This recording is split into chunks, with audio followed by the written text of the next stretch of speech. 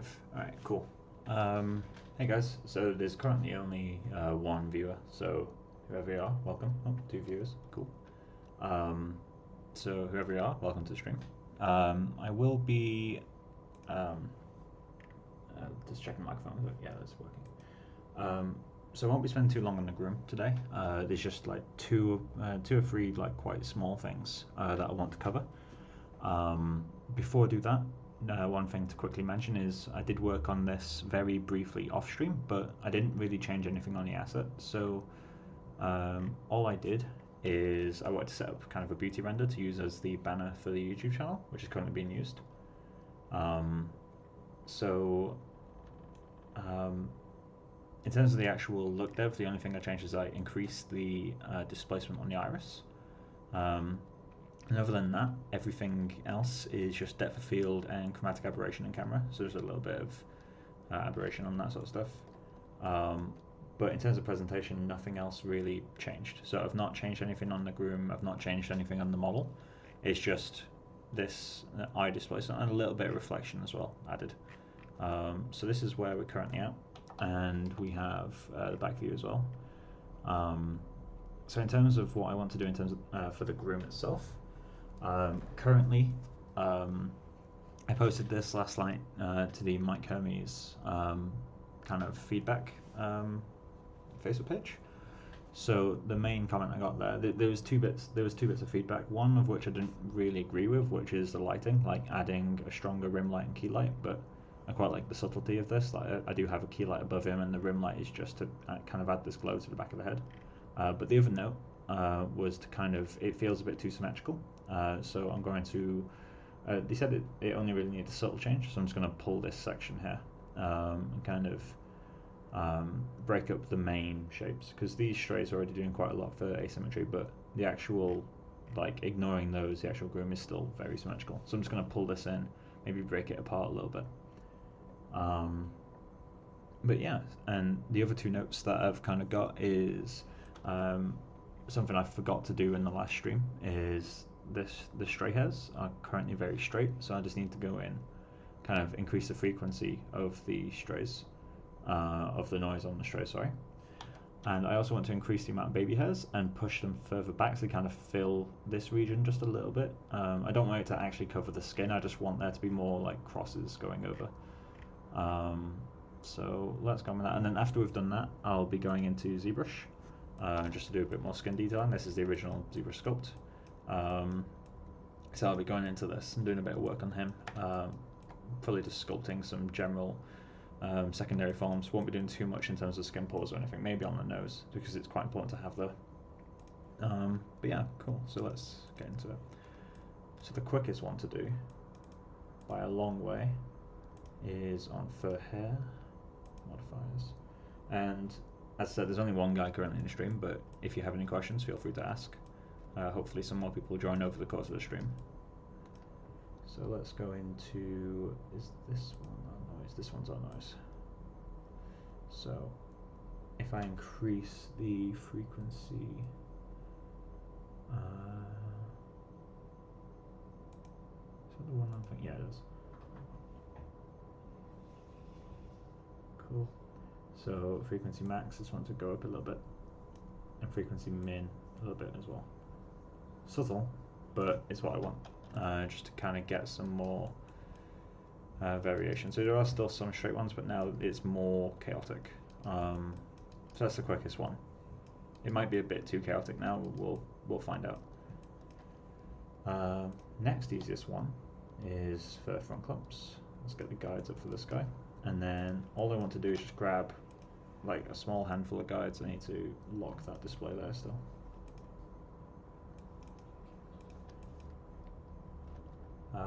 Right, so close that.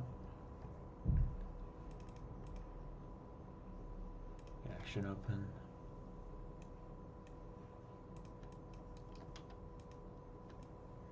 So that one, and maybe, nope. Let's just hide the clumps for the main groom. Not the clumps, the guides.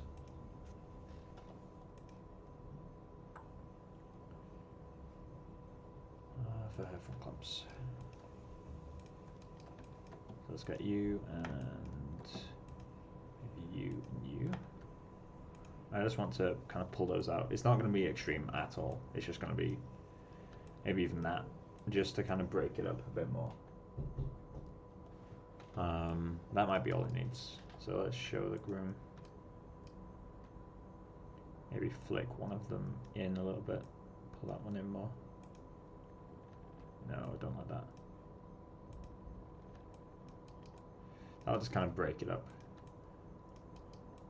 It's not a big change, but it adds a little bit more breakup. It's a tiny, tiny bit of asymmetry, which it really didn't need much, because it is an asymmetrical groom by nature. And then the last groom thing we need to do is for baby hair. I want to go in, add a bit more further back, so I'm just going to add some guides back here.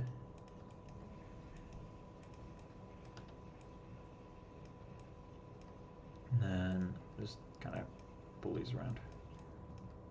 I'm not too worried about this being perfect.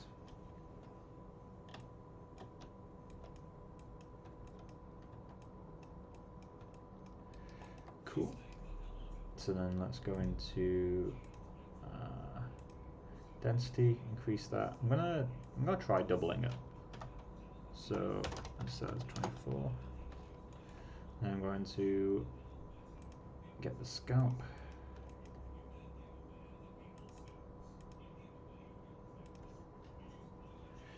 Cool.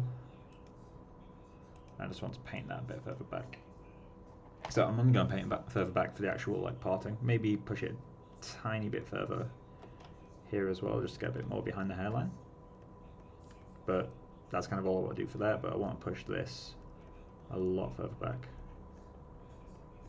Again, just to cause a little bit of chaos in this little gap. Currently it's very flat looking.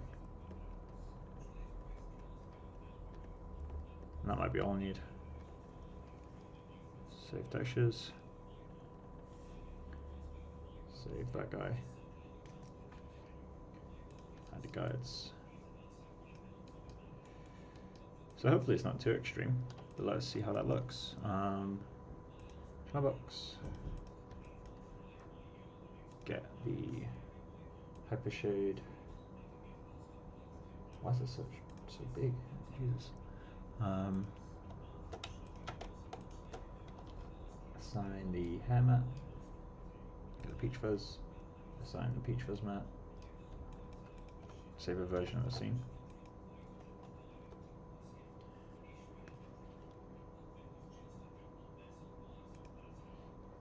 Cool. And then through this camera, because I don't want to render depth of field, because depth of field is done per camera in RenderMan. So I'm just going to render something like that. And let's turn off progressive. Where is it? There it is. Incremental, sorry. RenderMan, preview.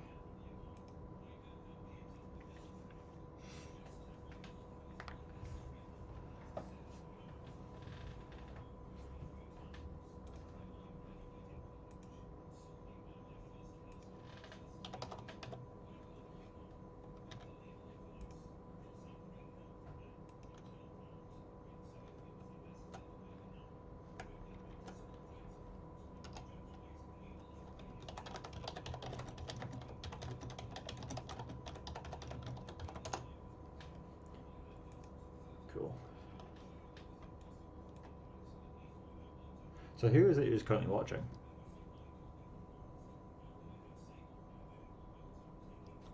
So I don't know if it's Francisco or if it's like, oh, I don't know who it is.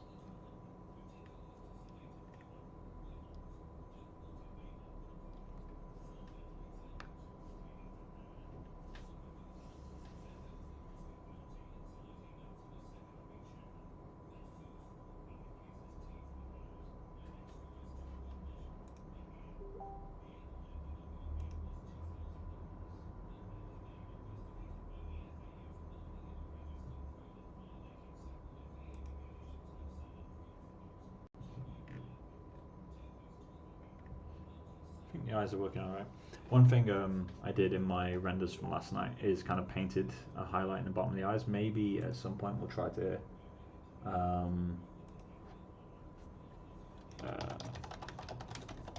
Cool. But yeah, like it would be good to see if we can get some caustics in the lower eye just to really brighten it up, or we can force it by making the textures brighter towards the bottom, which for a still image is fine. Obviously for production you won't want to do that though.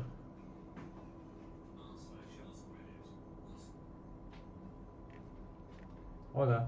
Hello. What are you working on? So I just did the notes on the groom. Oh. So it's literally they're already done. It's cool. like insanely easy notes. And then I'm gonna move on to the sculpt. I do need to find some kind of nice reference for sculpts. I need to wash the conditioner out of my hair. I look like E.T. It's beautiful. E.T. Your mom. Hey. Sorry, Michelle. Psst. Be cute. What's up?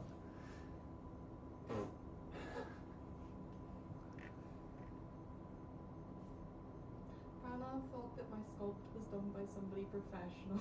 Oh really? And I was like, no, just me. Your new sculpt is really nice. I was like, my heart. He was like, oh, I saw it on Instagram and just thought it was some like 10 guys Norris group. Bing. But yeah. I have a bag of desiccated coconut in here, so if you think of we should make a bounty bar. We should make our own bounty bars. Make our own bounty bars.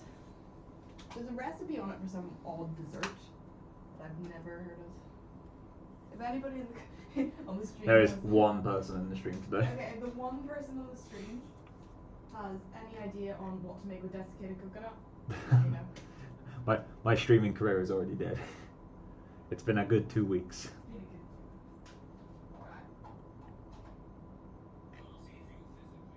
I really wish that I could focus the can't remember the button for focusing a render in one area.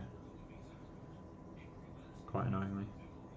Also, side note, thanks to the miracle of Facebook memories, today I got reminded of Sketchfab, and it showed me my old account, and I actually found my first character, which, look at this beautiful thing. This is my first human character, the posed version anyway, and it's an absolute mess. I love it. The topology wasn't this bad, there's something wrong with the wireframe, but I know that was a quad. Because I know this was an Angon, or sorry, this was an Angon. But yeah, this was 2013. Have you seen, hey Becca? Did you ever see my first character? Mm-hmm. Yeah. But yeah, it's just like, look at the eyes, to die for. But this is 2013, like February 2013, so it's like 7 years ago now. It's crazy to see that again. Pretty funny as well, to be fair. I think this is working a lot better now. Maybe a bit too messy, but yeah, we'll see.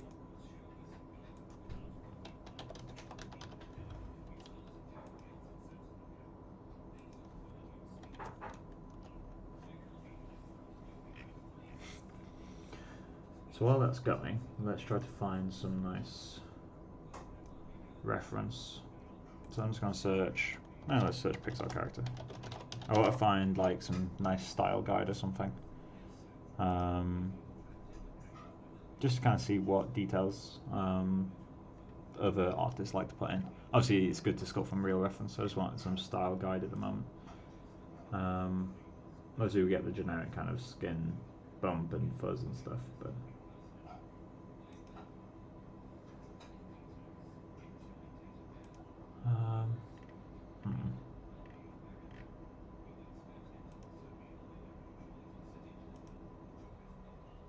just kind of generic wrinkles really, and small skin details. Because I don't want to go quite as simplistic. I do want to add more detail. Obviously not like Dishonored levels of creases and stuff, but I do want to add a little bit more than just only animation style. Just in case of finding a really nice reference. Let's just search for kid's face. Boy face.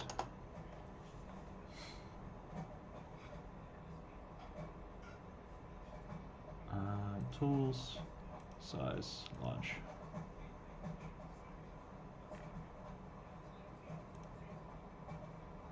This is helpful.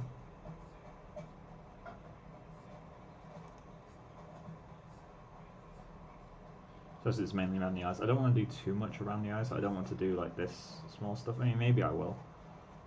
This crease under the chin is kind of interesting. Lighting isn't ideal to see skin details though. This one's a little bit better.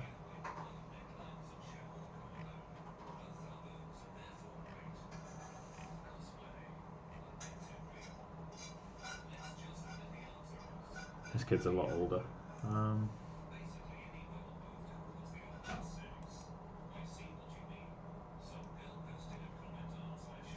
How's this going? That's looking alright. I'm gonna reduce the density though. It's too high now. We'll just kind of leave that going in the background while we search for ref. These are way older.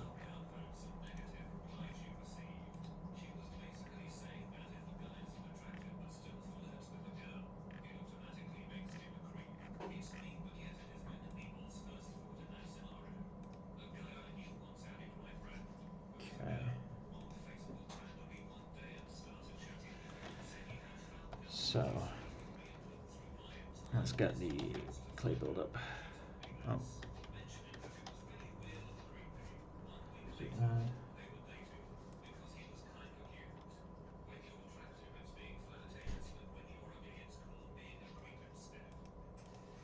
I'll turn down the density of that baby hair. Double was definitely too much. Let's replace that with a little bit higher than it used to be. Cool. How did this worked alright. It's not the most major change, but it works. So now it's just a case of getting that detailing in now. So let's get started with that. Strays might be working a bit better as well. I like the way this is working. The density is a bit low here, so maybe I need to increase that back up. Because we did do half density and you can almost see the line where the half density suddenly changes to full density. So that would be worth kind of updating, like maybe blending in a bit because you can see the line. In fact, actually I'll fix that before I move on to the sculpt, just because it's something that's quite quick to do. So let's go into channel box. It's struggling.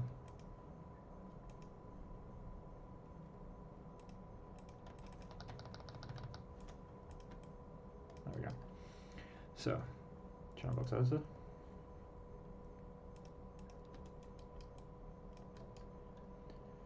Cool, and then XGen.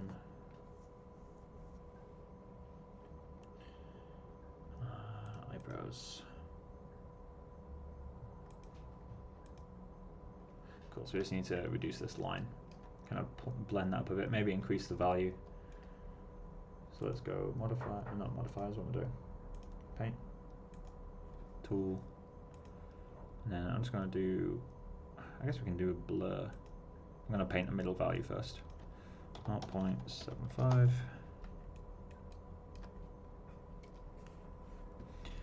And then let's turn off stylus pressure. Oh, I hate that so much. Alright, well, we're keeping that, I guess.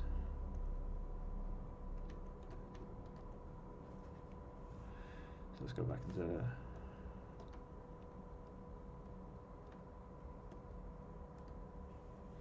go back to a value of 1.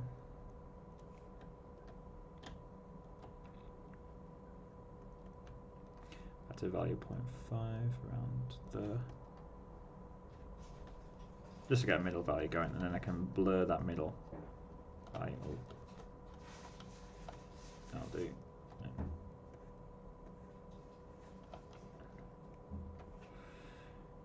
Save textures. Cool, and then save that. There we go. There's a bit more of an even blur in the density now. Hey guys. Got 2 people joined out. Oh, 3 people now. Cool. If you want to see kind of most of the groom work, I'm pretty much done now. So you may want to rewind because I'm going to be moving on to the actual sculpt now. So let's just save that. And then what am I doing? Right, channel box. Cool.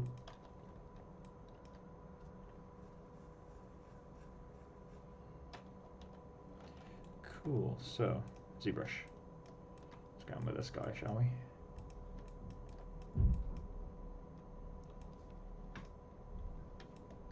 Big bang outside.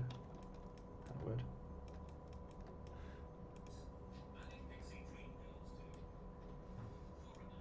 So, quick tip. So, if we go into Dam Standard and start sculpting on this, one thing that Dam Standard does, which helps the quality of the brushstroke,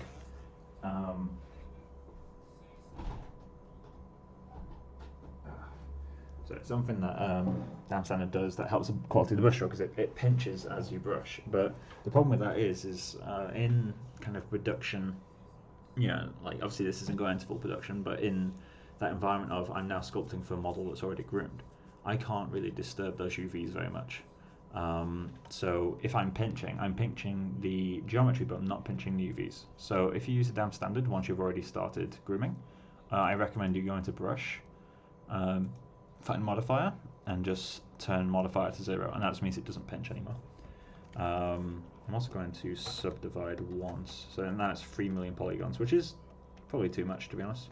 But I just want to get these creases extra tight. So just dive into that a little bit, maybe relax him. You also want to avoid smoothing as much as possible, because that will also like it's going to change topology. Granted, it's not as severe as if you do. I don't like that actually. It needs going more subtle.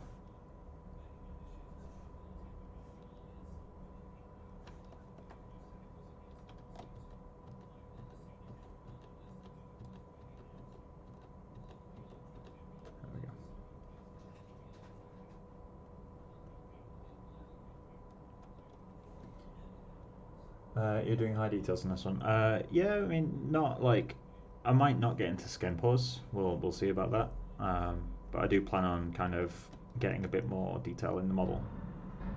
Just like little creases and that sort of thing. I do have some reference which I'll put on the other screen, but I'm gonna be using kind of this kid and where's he gone? Like this kid, like just to get these sorts of lines and that sort of thing, and maybe some lip detailing. Some of the creases above the lips. I don't plan on doing too much detail in terms of skin pores, as I said, but maybe we will. We'll find out. Let me just resize the windows on my other screen so I can see your comments and my reference at the same time. So open an image in your tab. Cool. Because yeah, the groom's pretty much already where I want it to be, so I don't really want to spend too much longer on that. When the thing that really sticks out to me at this point is the quality of the skin, or lack thereof. It's just a plastic at the moment. Maybe we'll add some subsurface. I don't think so though, to be honest. So I just want to add some super subtle lines in here. Granted, one thing to consider is that lines in ZBrush get like super pronounced. I can't remember the technical reason. It's something to do with the way it renders polygons. Like the lighting is super extreme. So like this crease you'd think is like over defined, but going to the render, it's actually not that defined. It looks actually kind of loose. That might be down to the displacement map being on relaxed topology, like the UVs aren't sharp enough. I don't know 100% to be honest, because I'm not a professional modeler. Like my professional kind of experience so far has been grooming for a couple of years, like grooming for 2.5 years, and I've been in previs since, where I do a bit of modeling, but obviously it's not like it's previs, it's not to the same standards. It's more about getting something that represents the general look, something that is robust, and then leaving it there really. So I'm going to define the mouth a little bit. Where is the need to turn off. I also like to sculpt with green. This is like quite a small note. Is like I like to sculpt with like this sort of color. I find it just easier on my eyes. Oh, you're doing previous as well. That's cool. I actually am looking into doing some Houdini streams at some point because I'm by no means like an expert at all. I've only really just started it, but it'd be interesting to kind of like learn it, you know, do some little art in it before, you know, just to get something interesting out there. So I just want to define. Yeah, let's do them all one. Okay.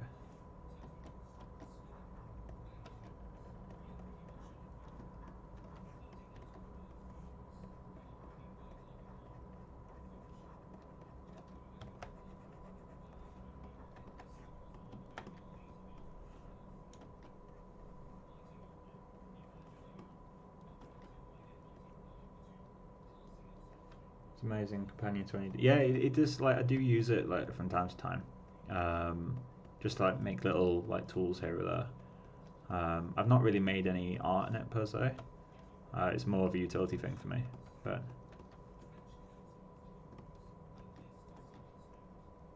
so I'm just trying to get some nice subtle forms in here. That's not subtle though.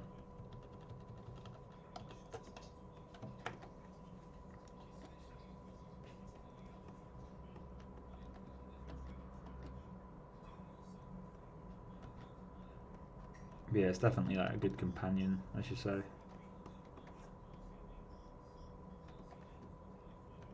So let's sculpt this in a little bit.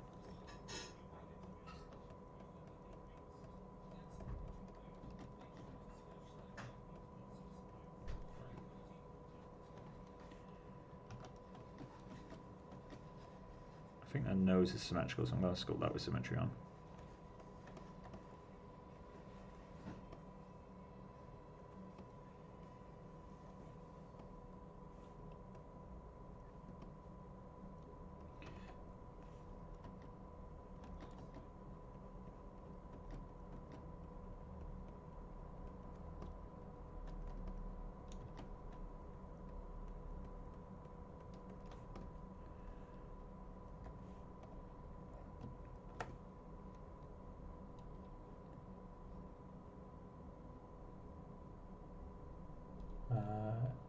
There's a HDA creative vector displacement brushes and Blender from Houdini. Oh, for ZBrush. That sounds pretty cool. Vector displacement isn't something I've really played about with that much, to be honest. It's something I've wanted to for a while. I did do it a really long time ago to make like an ocean effect, since you know that's kind of something that has classically been used for quite a while. But I've kind of wanted to investigate it for character art, like you know scales and that sort of stuff. I guess that's kind of a generic use for it, I guess, as well. But let's get some. No, that's way too low.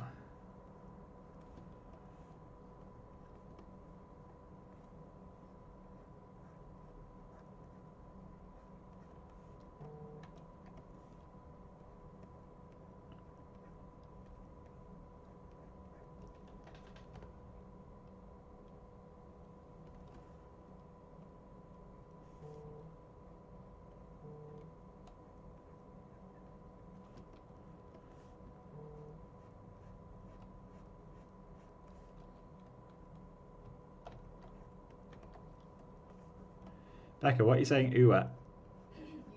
Me? Oh, thanks. You didn't answer my question. What was your question? Read. Oh. Oh, wait. Which one does Dwight say again? Wrong. There is quite a big delay, like your question wasn't on screen when you said why didn't I answer your question? Should have answered anyway, should have saw the future.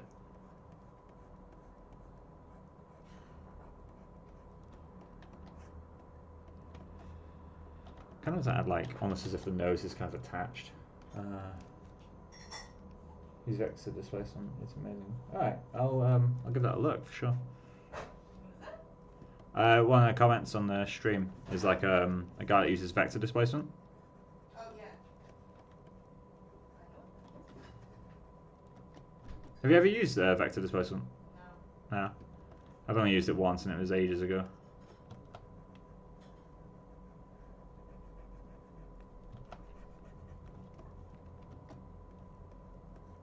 Just trying to flatten this area out so it doesn't feel so bumpy.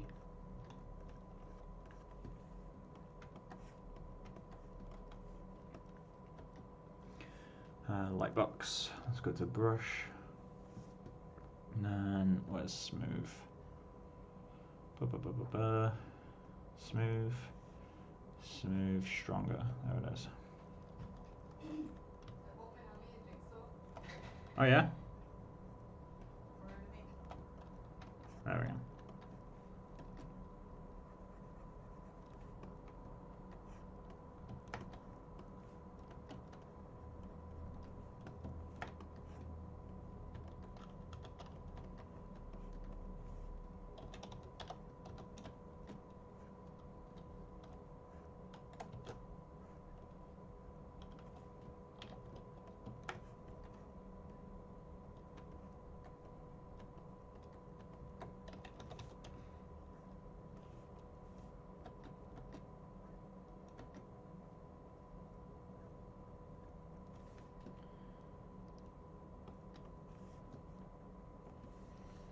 Where's the rougher borders? Right, so let's just add a little bit of crossing under the eye. Just to get some hint of a skull in there. If we have some wrinkles behind it, I feel like the skin's got less support.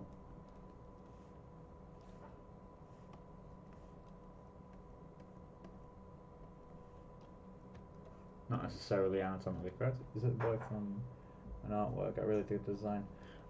The design, I originally started with a reference, but I drifted further and further away from it.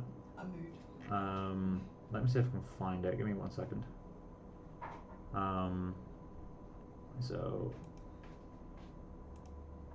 where is it?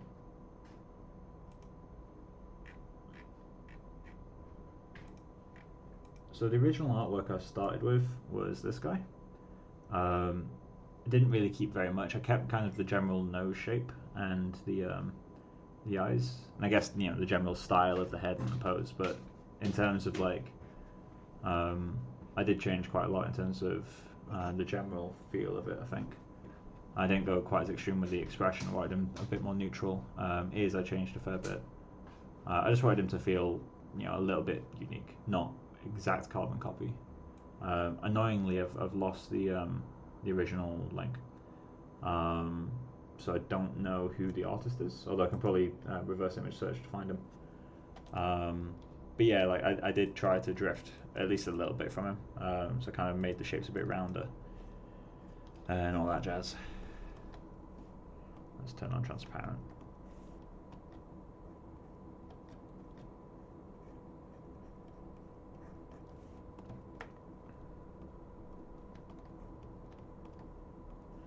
Let's turn on the painting. There we go. So I want to add a little bit of a bump to these painted dots as well. Nothing too major, just something. That will do. I don't want to add it to all of them like at a constant level, because that would kind of give away that CG. So that one get a little bit.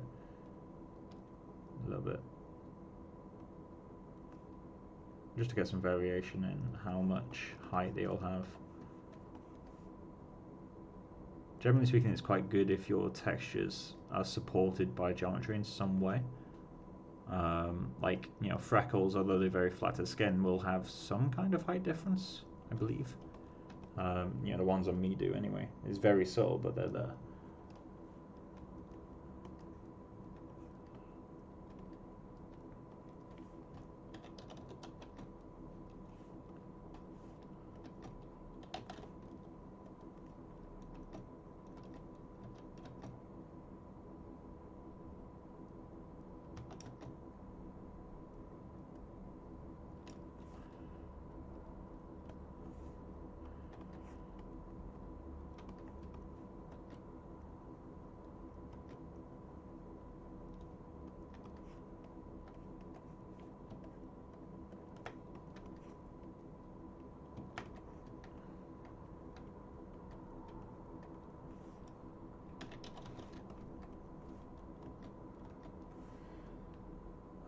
Right, let's see what reference we can get for this.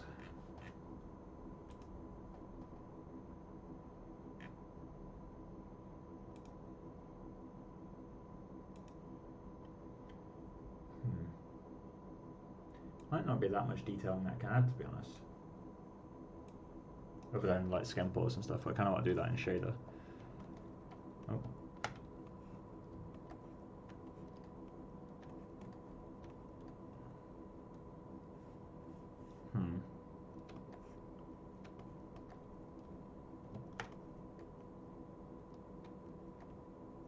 Let's see. Do a little bit more in the corners of the eyes, I guess.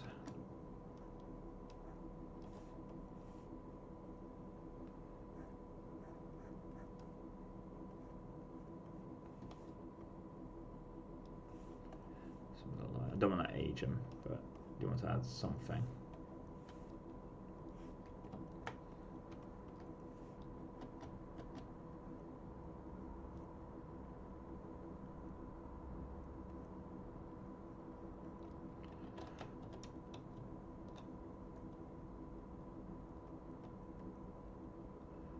Bit of height between them. You could do that with an inflate tool as well. Inflate tools work quite well in these sorts of areas, but it's not something I personally want to do.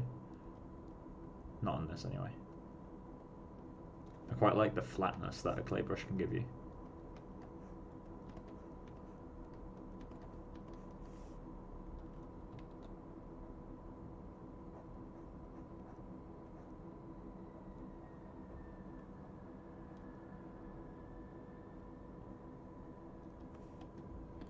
Grooming exclusive with MikeCauchiArt in general. At the moment, yes, because I don't have any other groom tools. My license for Houdini is just a non-commercial one, so I don't really like the fact I can't move out of Houdini. Like I want to, if I'm going to learn the groom in it, I want to render in Maya, just because that's where kind of my general knowledge lies mostly. But other than like Houdini and Action, I don't have any other possible groom tools. Once I've got a full license of Houdini, then I'll look into grooming in that more often. And I guess it is quite cheap, so I probably will get one, not soon, but maybe depending on contracts at my current studio, finding out when they get extended to, maybe then I'll look into getting Houdini. There's a lot of uncertainty at the moment, so I don't want to spend too much money ahead of time. A bit of an up curl, be quite cute. And a little bit of a crease down.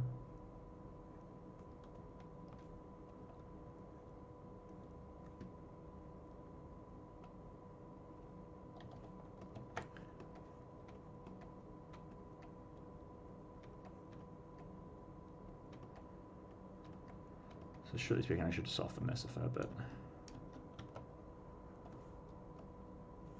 Go back in with a damn standard.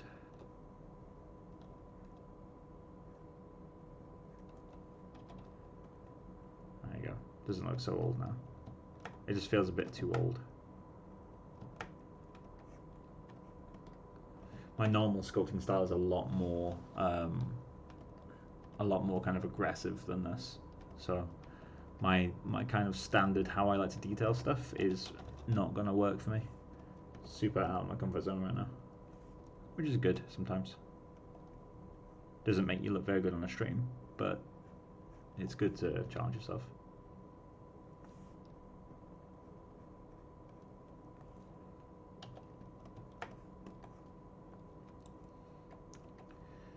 So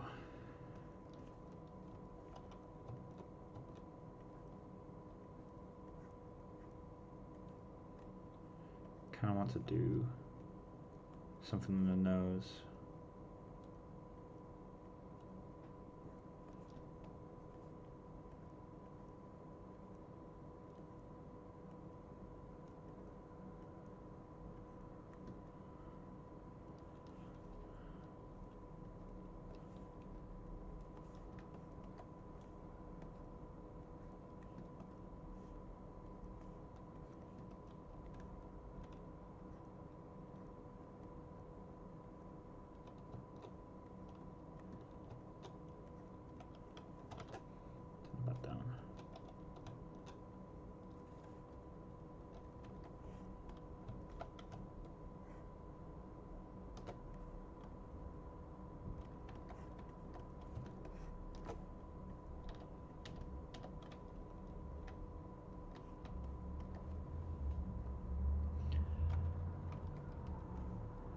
This might be too much. We'll kind of see once I've blocked it out.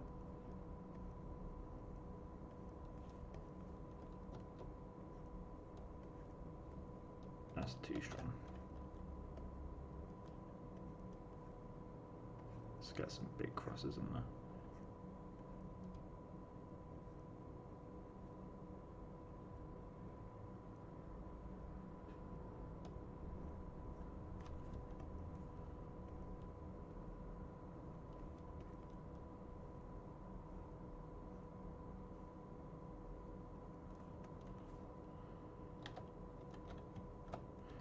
Surface I want. Nah, it's not the kind of surface I want. Oh, that's way too fast.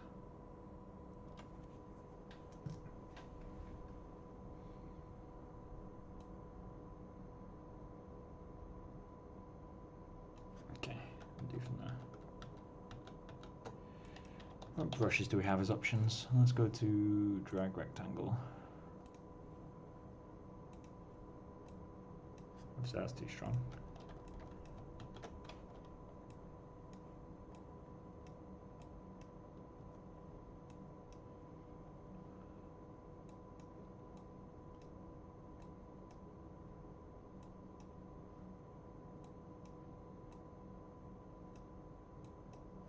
That's too strong.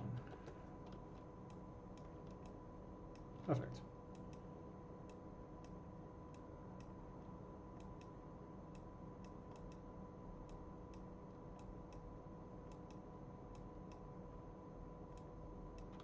The nose I want to feel like a lot more texture on. So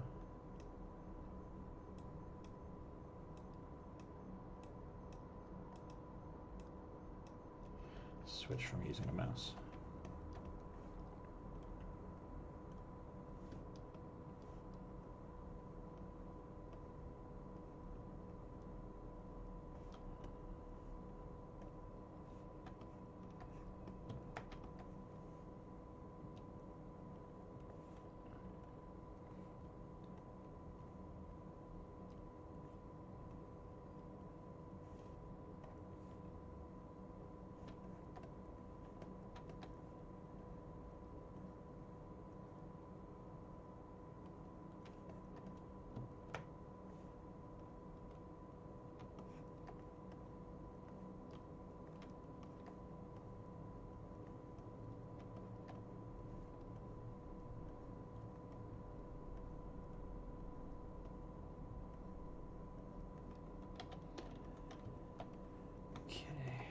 So I guess a little bit of something.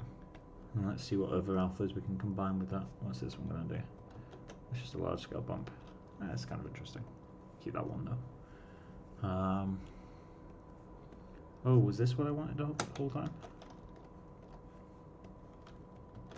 This might be more of what I wanted.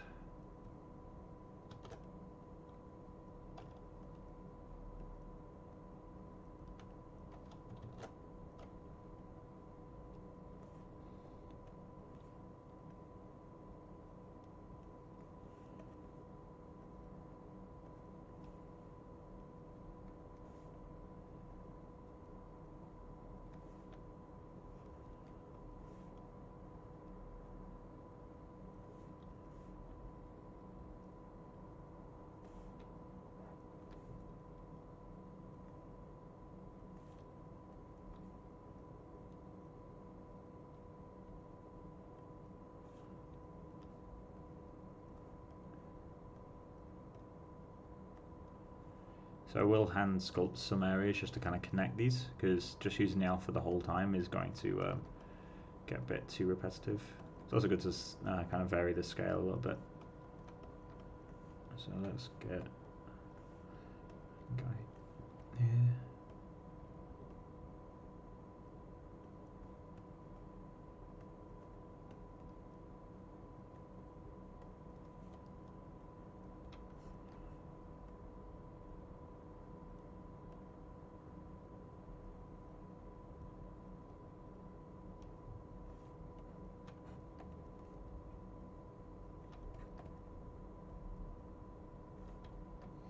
you always start grooming with a geo as reference?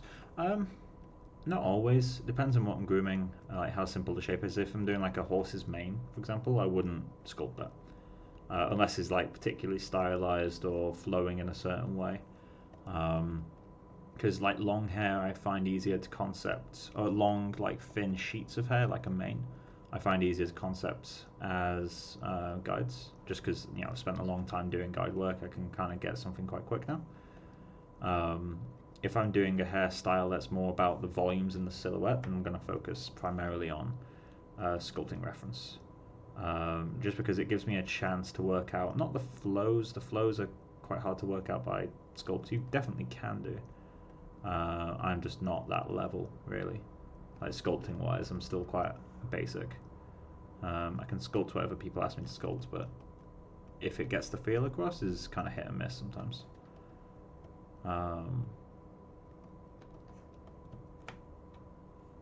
It's probably a bit too much. We can smooth it down. Maybe feels like an old man rather than some kind of creature.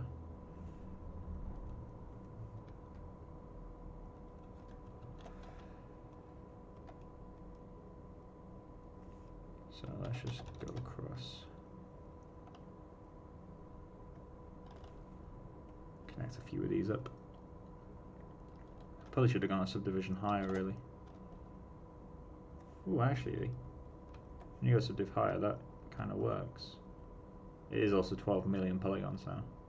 This is where displacement starts to become more of a texturing job than a sculpting job.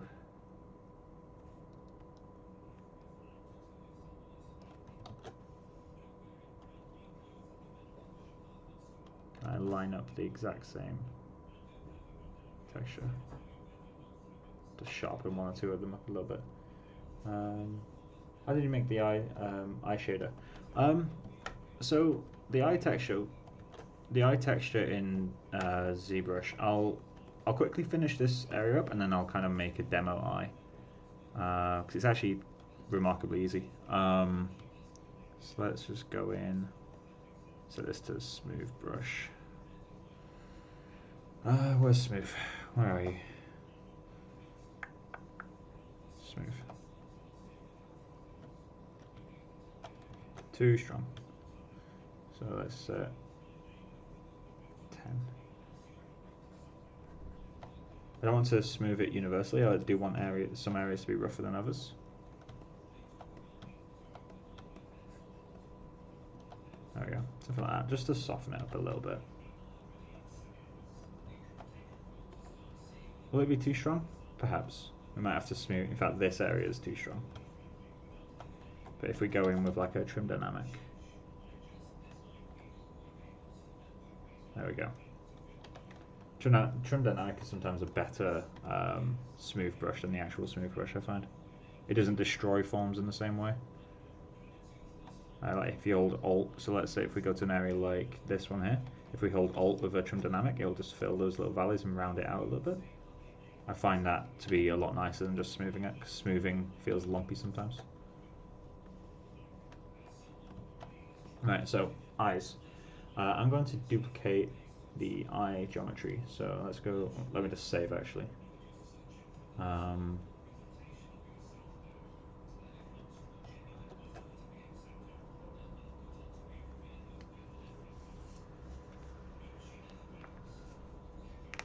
Cool, so I'm going to duplicate the eyes.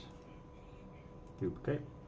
Dynamic solo. So as you can tell, I like to bake in shadows to mine. I'm also going to hide these. In fact, let's not dynamic solo them. So if I fill these with, which one was it? If you fill these with flat color, material, color, fill object. Cool. So that's like that. So flat color, if you fill with flat color, it actually it doesn't fill. It actually just straight up removes material assignments. And then I'm going to paint that white as well.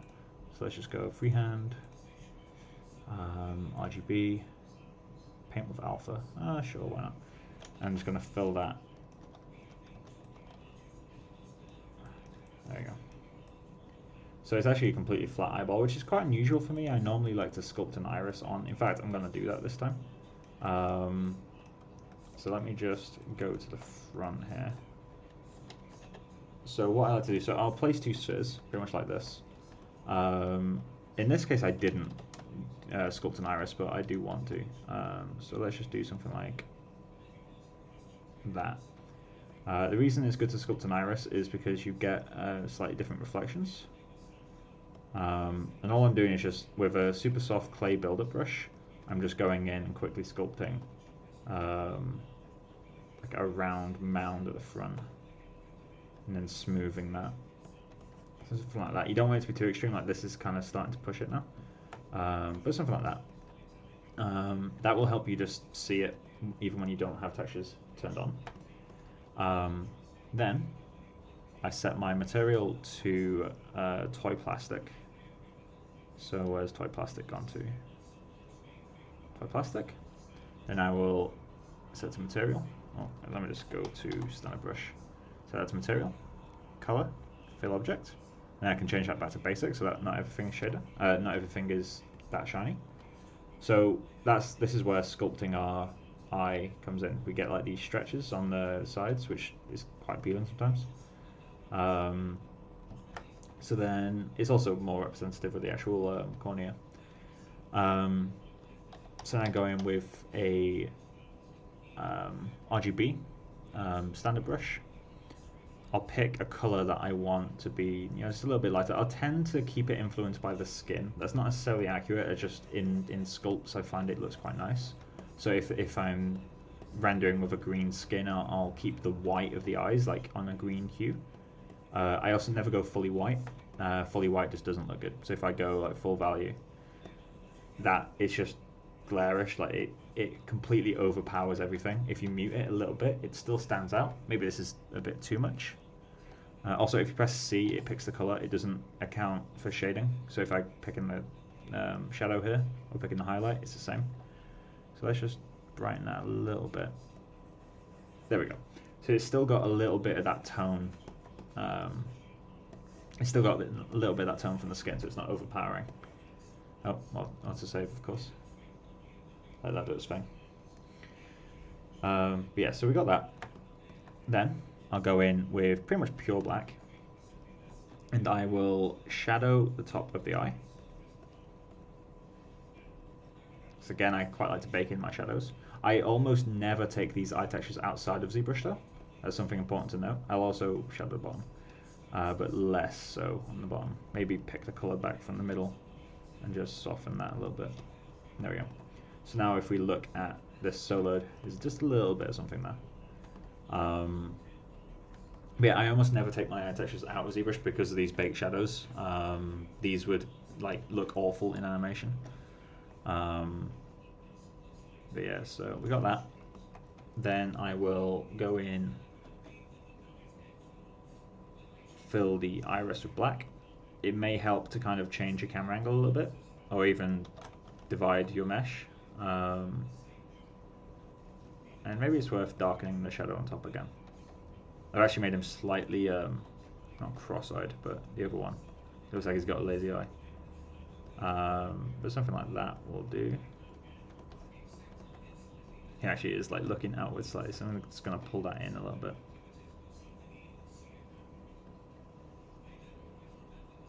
Put it that way. The reason I'm not using an alpha on the brush is because using the soft brush you get a little bit of bleed off, and I quite like that, to be honest.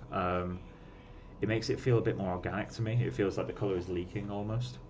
And then once I got to a stage like this, this white is definitely too. In fact, actually, before I get much further, I'm going to pull that white even further back. Let's go to about here. Getting the white, the eyes right is really important. So let's just get that black back in there. So shadow top of the eye. That looks better. Nice large soft brush.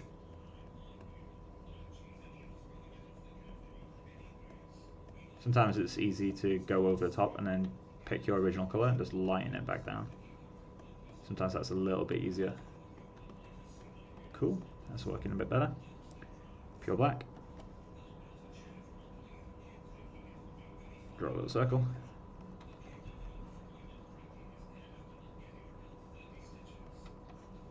Like that. Finding that I'm tilting it slightly outwards each time. That'll do. Let's darken that shadow up a little bit more again. Cool. Then I'll pick the colour of the skin normally, or whatever colour I want to go with, and just very lightly go around kind of the middle, kind of line it up. So it'll feel like the kid's blind when you do this, but that's fine in this case. Do something like that. I don't want to fill the edges, I just want to get close to them, like have a soft transition, so it almost feels like a little ramp between these two. This is like soft blend here, soft blend here.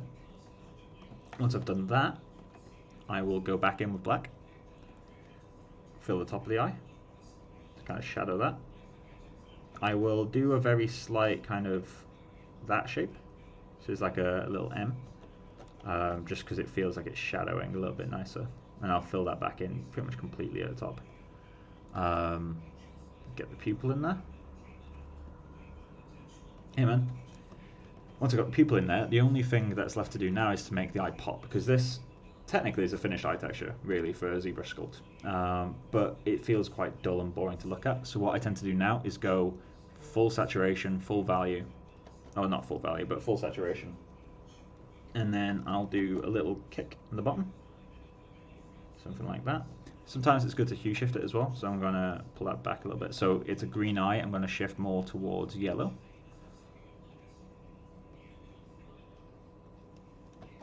And then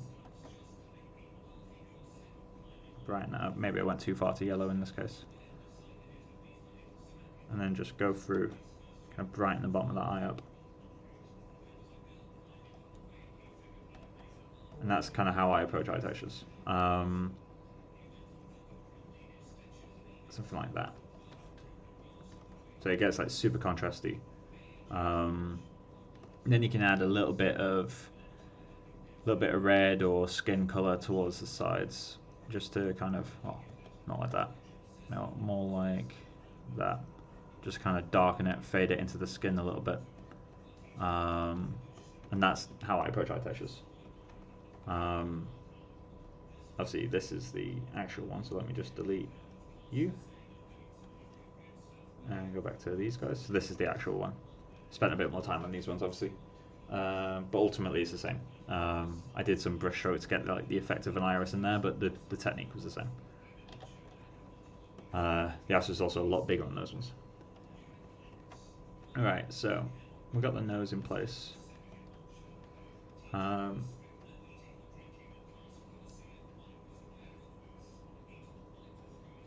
No, it's just color. It's faking depth. Like, it's completely faking depth. So people like to sculpt the eyes in. I used to do that, but I find sculpting the eyes out and having the toy plastic shader with that style of texturing tends to look a lot nicer to me. This isn't necessarily my technique. I can't remember. It was a long time ago I learned this. I think I was watching a speed sculpt. It wasn't a tutorial or anything. I was watching a speed sculpt and I noticed he sculpted the eyes out and then he didn't push it this extreme. I've definitely gone further with it. Not further necessarily in a better way, it's just I like to stylize things a little bit more than he did. So I've gone a lot more on the kind of that kick at the bottom, whereas theirs was still quite flat around the eye. But yeah, it's not 100% like kind of my thing. There's probably a lot of people that do it. I just don't want to take credit for that. But yeah, so let's get the skin. So I'm not 100% sure how far I want to go with skin texturing. Like, I'm really not 100% sure. That is too strong. As he sub. Like, I can add like a generic roughness, but that never looks right. And I don't want to spend hours kind of doing it, so I might just do it in shader, like the actual skin detail on top. So I'll just push the wrinkles a little bit further, I guess. And then we can kind of take it from there.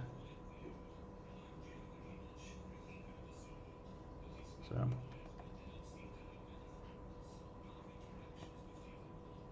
then if you want, since you seem to be interested in the eyes, I can walk through how I do eyes in Maya. Like if you want that, I can do that, because I'm running towards the end of this project now. There's a lot further I could push it, but I like to move quite rapidly, and like, you know, I mean, he's already looking okay, by no means perfect, but we're at that like final push now where he's not going to look a ton better if I work on him for longer. So once I get to that point, I like to move on to the next project, because I learn more from doing projects from the ground up.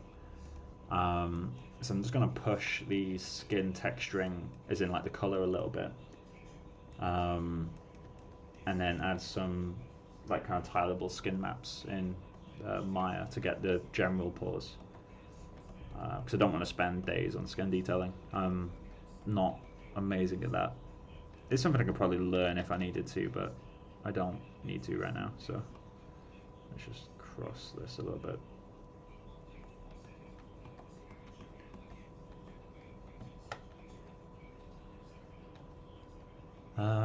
Right. Although, quick thing, like worth in mind, there was an eye shader that got released for ZBrush by ZBro.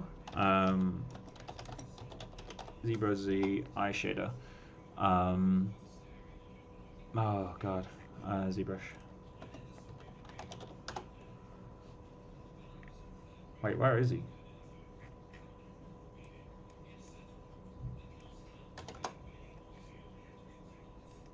This is the guy, I think. Yeah, ZBro. Yeah, I've got some old tileable pores from XYZ. I've not got like loads of them. Where is the eye map that he did?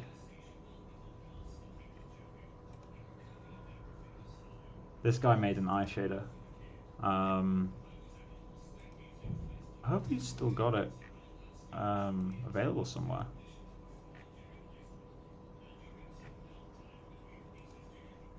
Looks like it's kind of gone down. Oh, nope. No. There we go.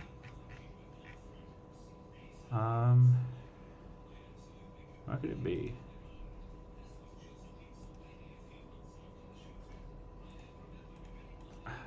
ZBro ZI material. Oh, maybe this is the one. No, that is not the one.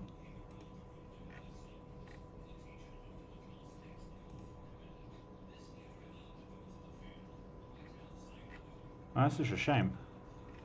Maybe it's gone down. He made an amazing eye material a while ago. Like, really incredible.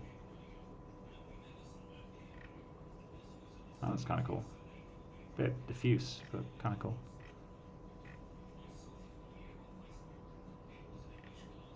Yeah, it looks like it's gone. I have it on a hard drive somewhere. I'll have to see if I can dig it up. But yeah, we'll see. Anyway, so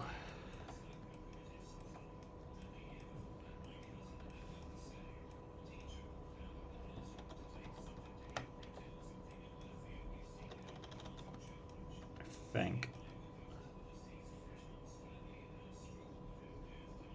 backup just disappeared from the internet. Yeah, it's annoying when stuff disappears from the internet like that. Because the thing is, I know I've got a hard drive somewhere that has like all of the stuff I downloaded while I was in university, so like all the free resources I could find, tons of tutorials, like 50,000 reference images or something, and that hard drive is somewhere, but I don't know where. I know I moved out with it, so it didn't leave it in uni, but I don't know if it ever made it to London with me, or if it's at home with my parents, or I really don't know, and it's upsetting. So I'll soften this a little bit. It's way too strong up there. Right. So let's just do a quick. Would that work? No, that wouldn't work. Right, so let's do a little bit of skin texturing. RGB. See.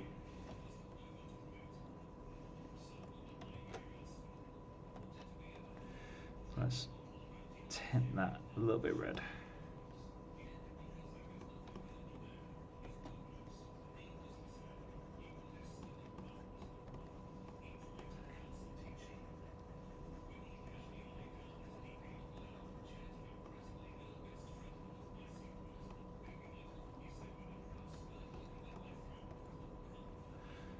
Turn that a little bit yellow.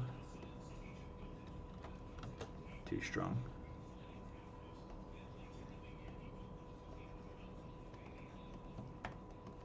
So I don't want it to look like he's got blush on or anything, but I just want to get the kind of colour zones of the face.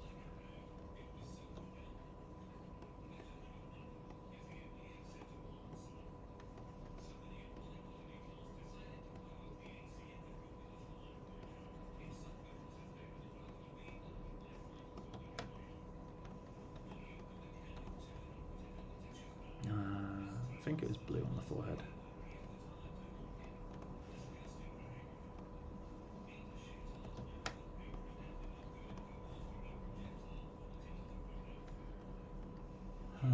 Right, so let's get that original green colour. Just go back over it. I don't want to like add tons of detail to the skin texture. I just want to get a hint of other tones in there.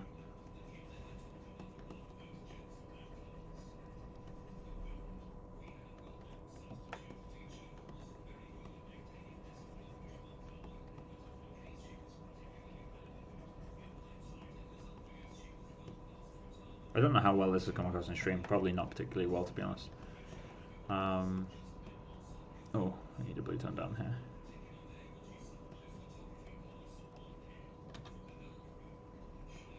I just want to get some color variation. Adding, using color spray with this brush alpha tends to work quite well.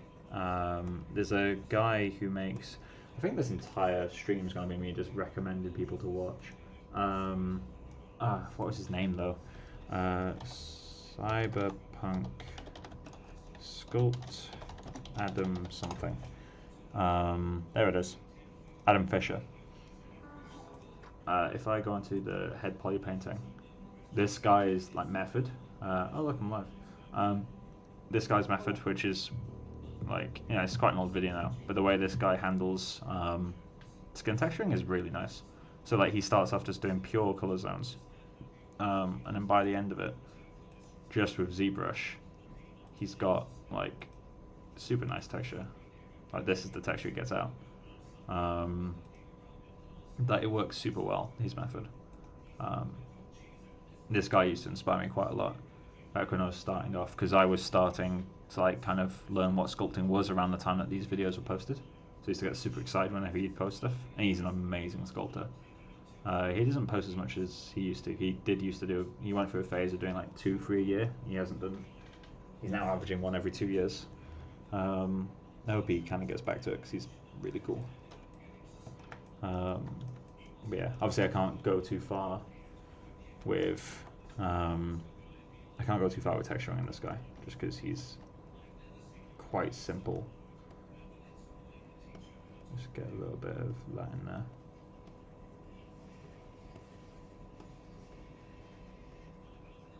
Just to get some variation. And let's pick a color from somewhere else. Again, the only thing I'm doing right now is just getting some tone variation.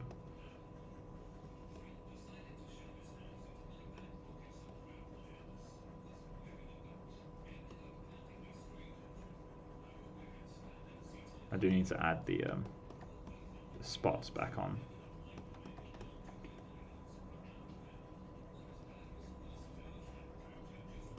Cool, that'll do.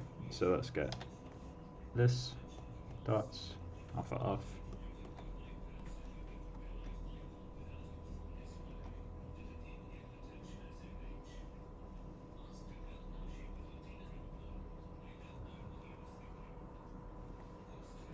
Yeah, I think in the next model that I'll make will be something that's more in my usual style. So a bit more kind of, not grotesque, but I like to do over-the-top secondary forms. Like Dishonored, basically. Dishonored has been my biggest influence by an absolute mile. So that tends to be what I go towards in my personal work. This character, the reason this guy is like quite a large diversion from that is because my girlfriend wanted a model to kind of play about with in Groom. She wanted to learn grooming, and then I just ended up kind of keeping it. So she's been making her own model this week, but that is color spray. Yeah, it is. It's fading these back in a little bit. There we go.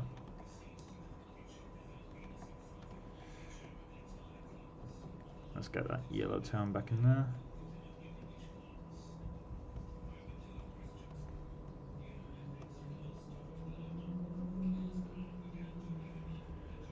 And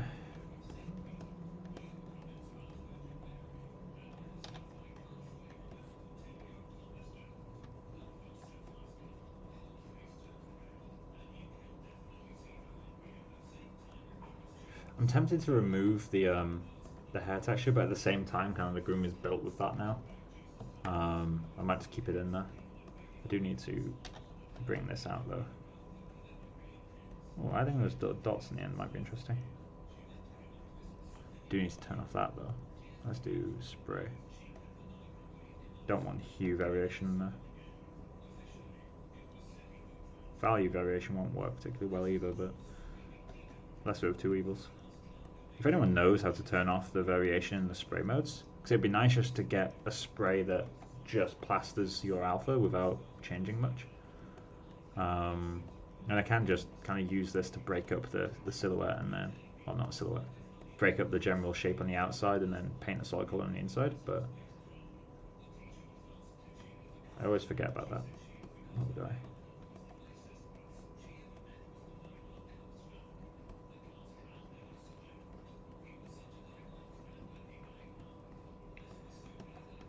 Cool, and then let's turn off spray.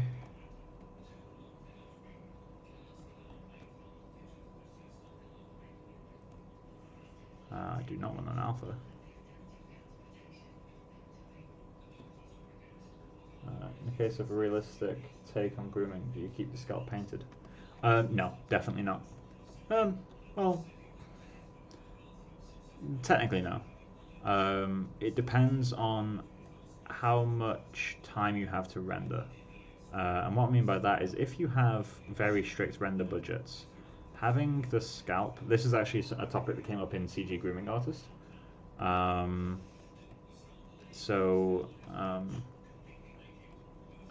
I remember correctly, it was under stroke or brush menus. Modifiers, no. I doubt it's not in lazy mouse, not there. But yeah, it was a topic that came up in. No, let me just focus on the question for a sec. It was a topic that came up in the CG Grooming Artist group, where people were like, "Oh, for creatures, do you keep the fur color on their skin?" And although in most animals that's not the case, as there are some exceptions, like I think someone pointed out that cheetahs have their spots on their skin as well. But if your budget is quite low and you need to save render time wherever you can, having the skin a similar color to your hair is going to help, because it means you need less hair, because you can't see the holes if the holes are the same color as the hair, is what it comes down to. If the holes are a different color, then you need to make sure you've got a better coverage of hair on the skin, which obviously means more hairs, which means more render time, and it very quickly unravels from there. So let's go back into brush. Alpha and texture. Looks promising. No. No. Tablet pressure. Brush modifier. That could be it. Let's see what else there is.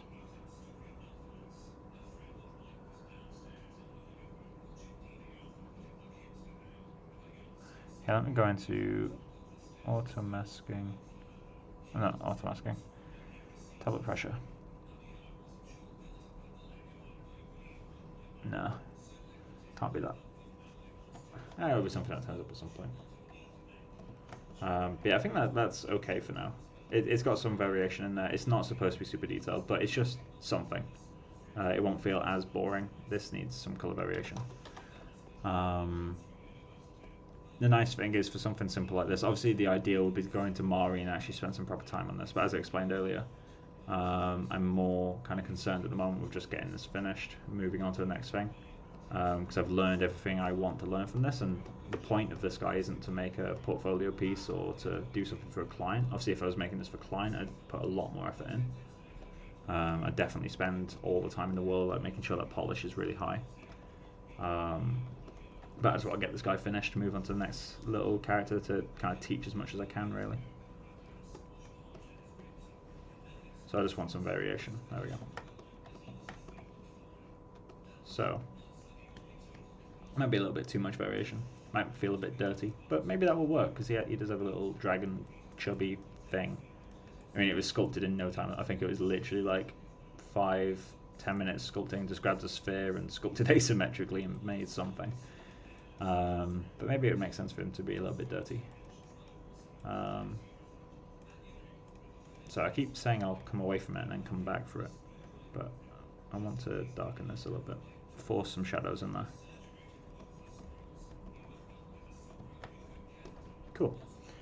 So let's save this.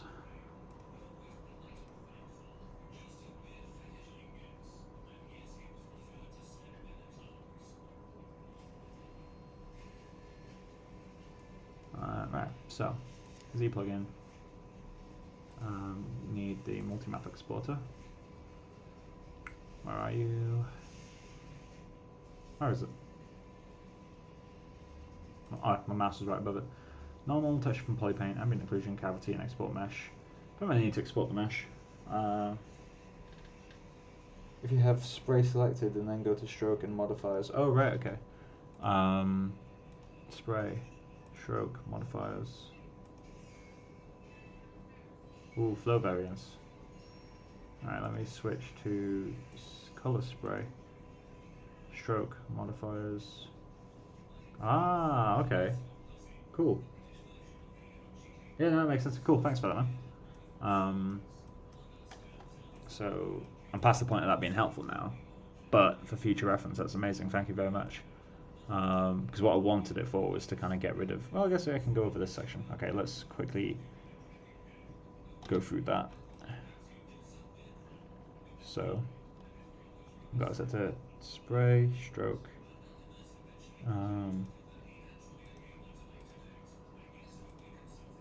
Stroke modifier.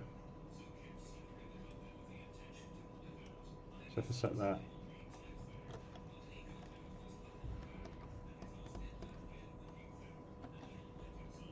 that's great. Thank you very much.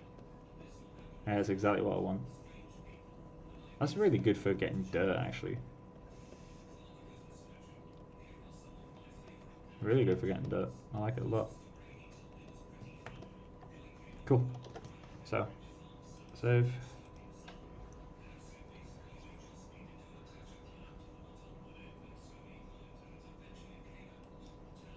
So Z plugin, 4K. And then let's check the displacement. Straight speaking, I should set this to 10 because my sculpt is getting scaled up by 10. My sculpt is getting scaled up by 10 in Maya, but I've already got the shader to multiply this by 10 anyway, so I'll keep that where it is. Let's create all maps. Go to CG stuff, projects, personal projects, Dragon Boy, ZBrush exports, head, and then I'm going to create a folder here called textures version 2, V002. Let's dump them in there. I need to leave that going for a second.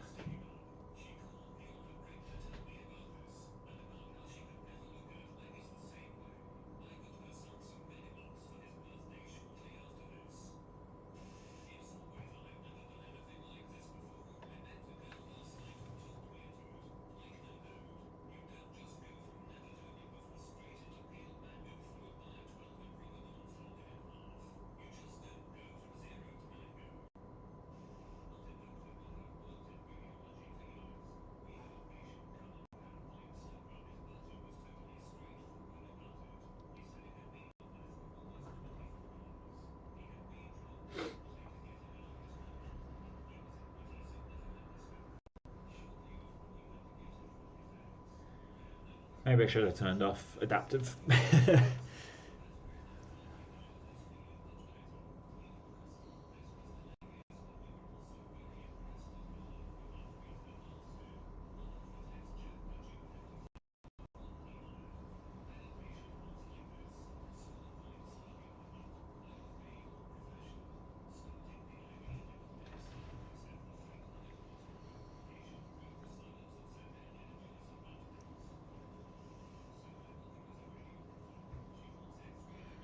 Come on.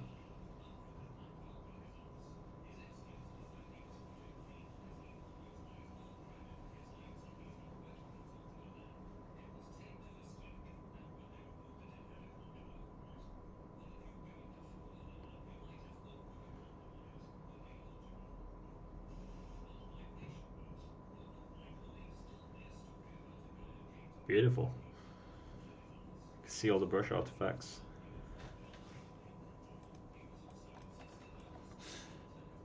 You know, I don't really want to keep this color. There we go. Why did they keep it on this time? You can actually see the polygons in the cavity map. That's not a good sign. There's also a slight tint of red. I think I've got maybe the wax modifier on. It's super weird that it kept this color rather than turning it off at the end. Anyway, let's get into Maya. So I need to now go in. I'm going to hide you. I'm going to go into here. Let me select the head.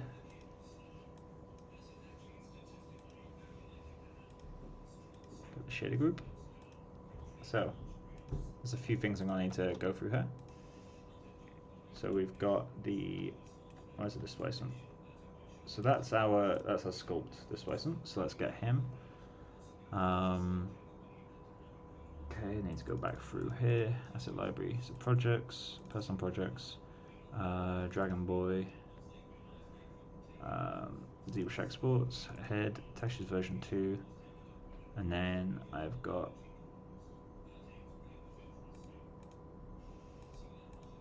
where's my displacement?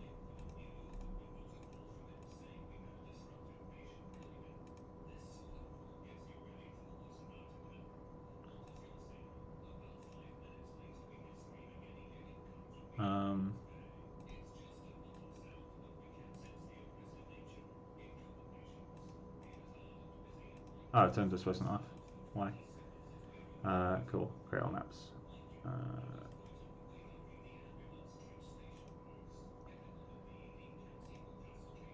Let's just rebake that.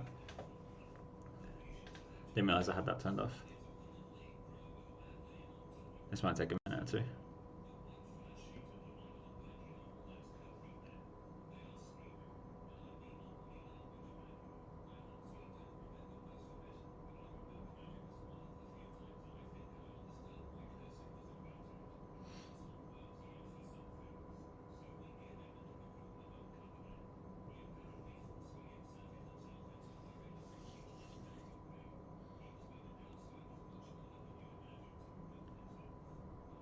So I would click off this and start doing my shader work, but ZBrush has a lovely tendency of crashing while you're baking if you click off the window. Like, my computer can be doing a million things in the background, but the moment I click on something, it just crashes. It doesn't matter that I've got a 16 core, 64 gigabyte of RAM machine. Like, it doesn't care. It's going to crash regardless.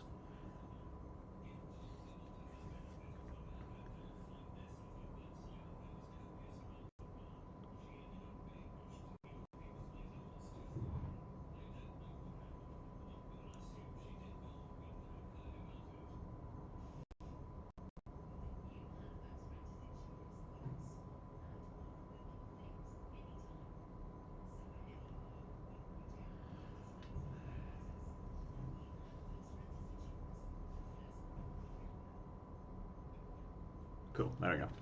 So, let's go in. Can I just refresh this? Up and back in. There we go. So I got you. So it's going to need to create a new version. We have the skin texture here. So let's just get a texture map. Cool. Reflections, already got that set up. Okay, what other maps did I export? I'm not using the normal map, but maybe I should. Let's just try doing a preview render with that.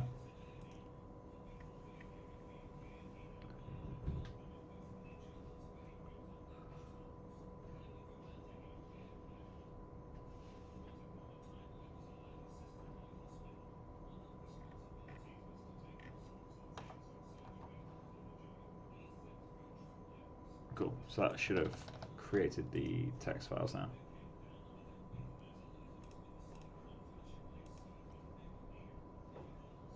Yeah, it's great. Cool. We just needed the render to die. Cool. So this one is the this one was the texture map. Let's get you, and this one was the sculpt. So let's get the TX for you. Cool. So now it should work. I'm also going to turn on incremental.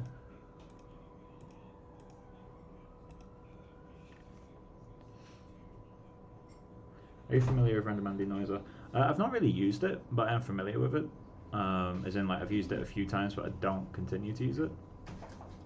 Yeah, we got a little color variation in there now. Hey there. Hola. What do you work on? Did some skin texturing to get some pretty subtle variation. You give him a star. Pardon? Star. No. So yeah, we got a little bit of color variation now. It's super subtle, but we got the bump and the nose is working now, which is quite nice to see. This reflection seems a bit intense. Maybe my skin reflection's a bit too high. But now we should probably start doing some subsurface. In fact, actually no, I'm going to get this skin displacement working first, because currently it's doing this, which doesn't look great. So we got our sculpt displacement. That's fine. Or actually, I should leave that running in IPR. RenderMan, IPR. So what I'm going to do, I'm going to get my hypershade. I'm just going to put it on the other screen. I'll kind of tell you what I'm doing as I do it. So I actually could do that always in top thing. There's spaghetti bowl. Your lunch tomorrow, by the way. Cool, thanks.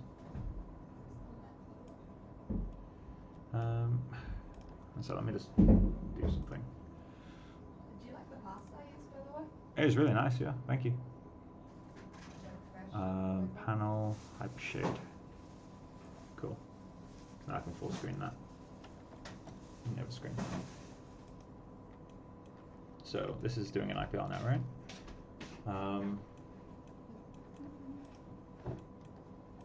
Manifold. So let's set that down to 25.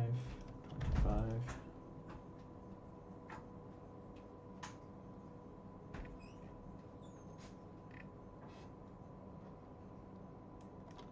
$12.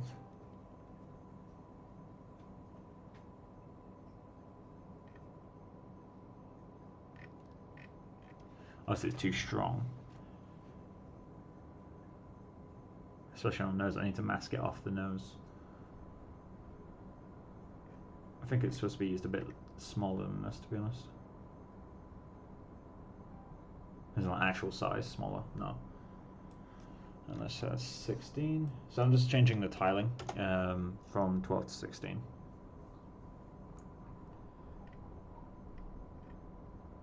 Cool. I'm going to need to mask it off the nose, as I said, but let's go Pixar remap. Multiply divide, sorry. Set that to half the strength.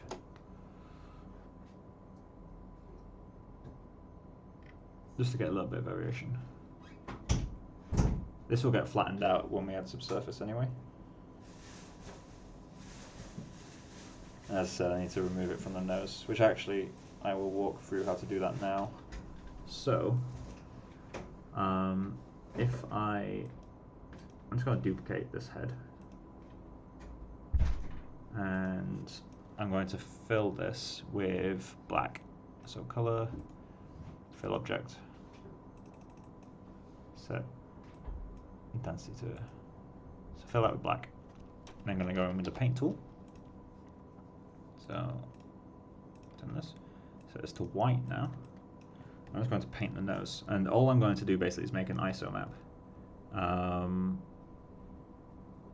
So what do I mean ISO map? What I mean is I'm painting a map that just, as a pure texture, identifies where the nose is. So I can use this to multiply displacements. I can use this to adjust colors.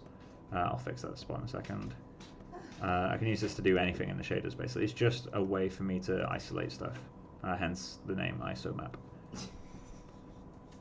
What? Isolate.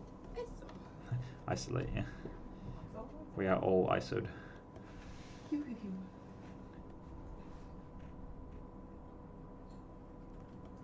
always forget to like sign off my laptop. Oh yeah? Yeah, from work.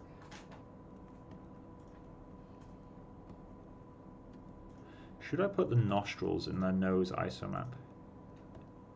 Yeah, I may as well. What are you doing with it? I'm using it to mask off, because I've sculpted kind of the bumpy skin texture that I wanted, but obviously now I'm tiling a generic skin map across everything, so I don't want it to stack on top of this super noisy sculpt I've done. Otherwise it just gets a bit too chaotic. So that will do. I don't need anything much nicer than that. Maybe I can go in with the smooth brush and just smooth RGB and just not break up the edges, but kind of get rid of that really harsh border, get a little bit of a blend in there.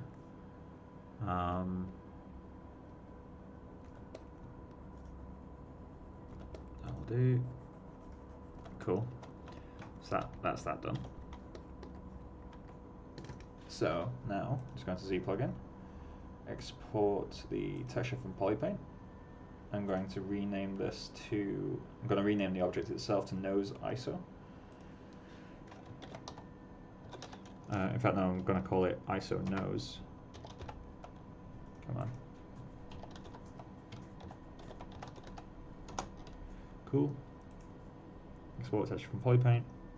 I'm going to export that at 2K because I don't need a 4K map for that. I could probably do it even lower. ISO nose. That shouldn't take too long to go through. Cool. So now I can just set back to this guy. So, what I'm going to do, oh, that's not what I want to do. That's not what I want to do either. There we go. So, I'm going to grab, this is my multiply divide to get the overall strength of everything. So I'm going to create a Pixar texture here. Going to load the ISO nose. Going to create a multiply. And I just want to multiply the RGB of this guy by the RGB of this guy. Technically the order of these doesn't matter because it's what's the word? Because it's a multiplication. Multiplication isn't really it's not dependent on which order the numbers go in. Like 2 times 3 is the same as 3 times 2. It's not the same as dividing where you get different answers for that. So we've got that. So that's just going to multiply, and currently what that's going to do is just multiply it to be on the nose, but I'm going to render that just so that it creates a text.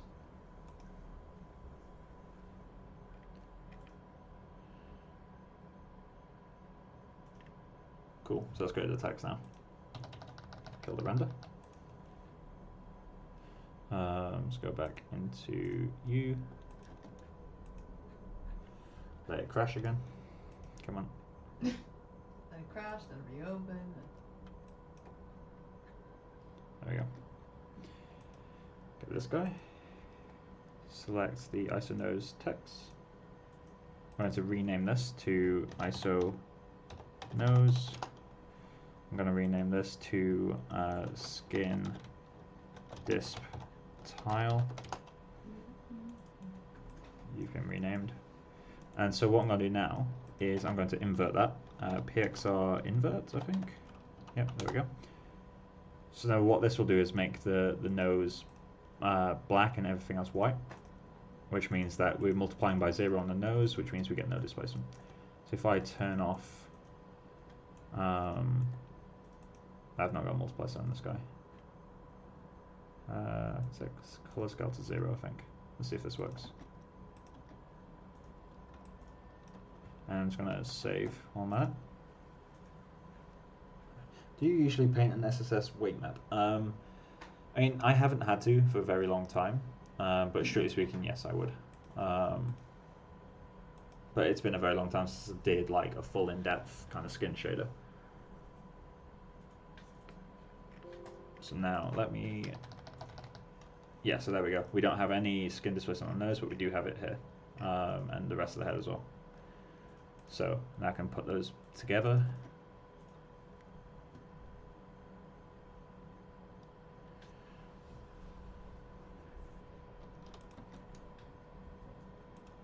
So set the color scale to 1, and there we go. We now have a displacement setup.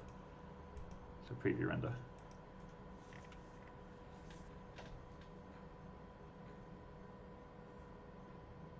Just let that clean up for a second.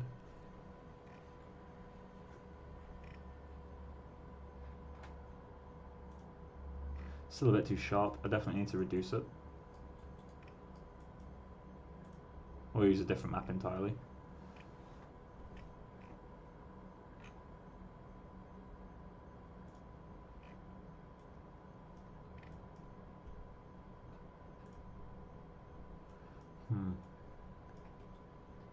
Or I could make a map with like a turbulent noise.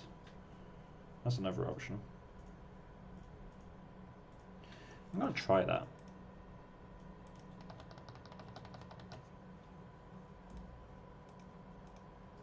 So if I get my Maya open, give it a second. Takes a while for the renders to die. There we go. I could do a turbulent noise for this, so let's do PXR noise. Oh, PXR noise. No, Vora noise. There we go. Does this have a turbulent mode? It does. Cool. Let's just see if this could work. Just gonna plug that into. I'm gonna move this over to the other screen now, just so you guys can see the render full screen. So let's do a renderman IPR.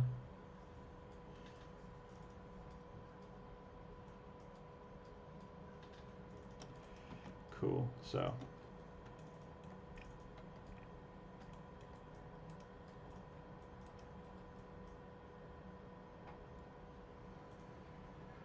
let's set frequency way higher.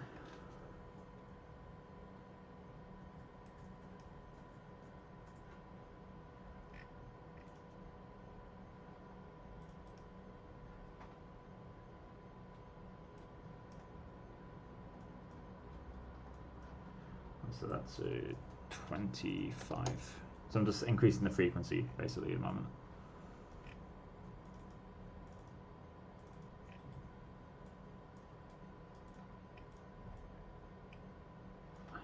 Can I increase the jitter?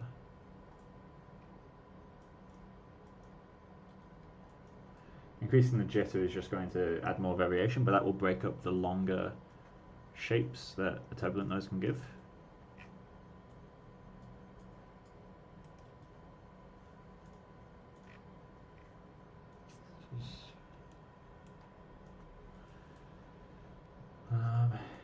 Let's reduce the octaves. What does that do? Yeah. Trying to make a, it's not going to be perfect, but I want to make like a skin, like wrinkly bump thing with this. That might work. like a wrinkly skin detail map. And you could possibly do it with this. I feel like somebody's sneaking around outside, by the way, can you hear it? Yeah, the stepping. Yeah. Yeah. Like in the corridor. I don't think it's in the corridor. Or is it downstairs? I'm not sure. I feel like also we hear downstairs more now. I don't know if it's because they have a kid now or the child is just deciding to be a bitch. Maybe. So let's plug this texture back in.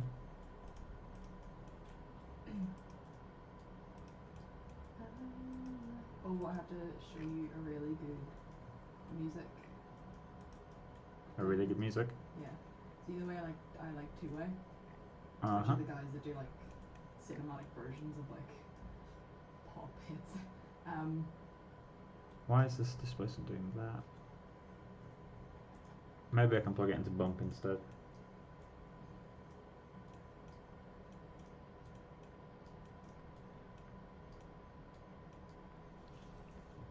Well, yeah. I found a new one for the new Wonder Woman movie. Mm-hmm. It's Blue Monday. Uh-huh. But it's done like cinematic. Holy poop, it's good.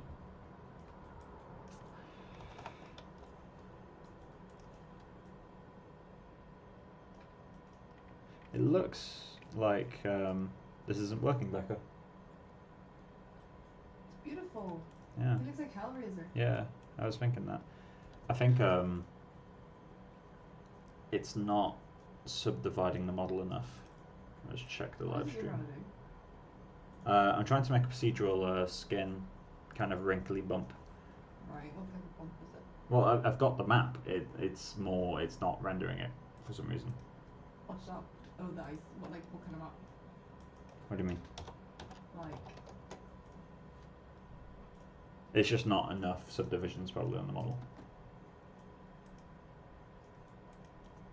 So let me check the attribute editor, random man. Is it possible for me to increase the number of subdivisions?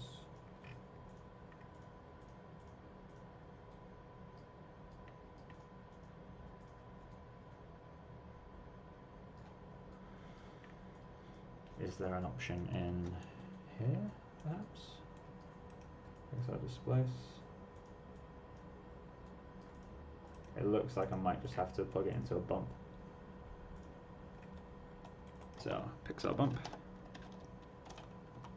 Let's plug you into the pixel bump. Oh, we just need one channel. Nice.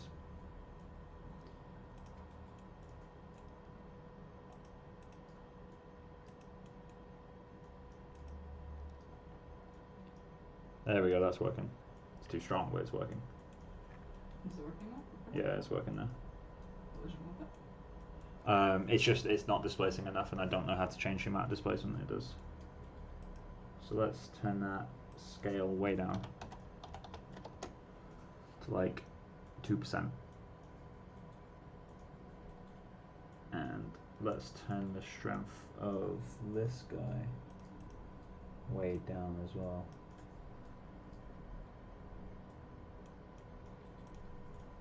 No.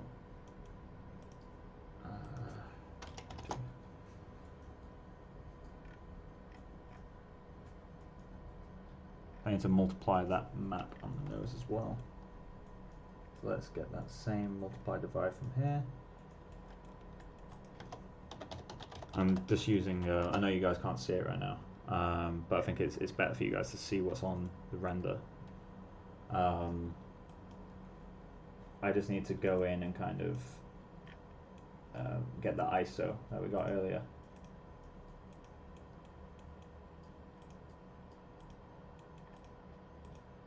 Just plug that into the bump, so that removes it from the nose.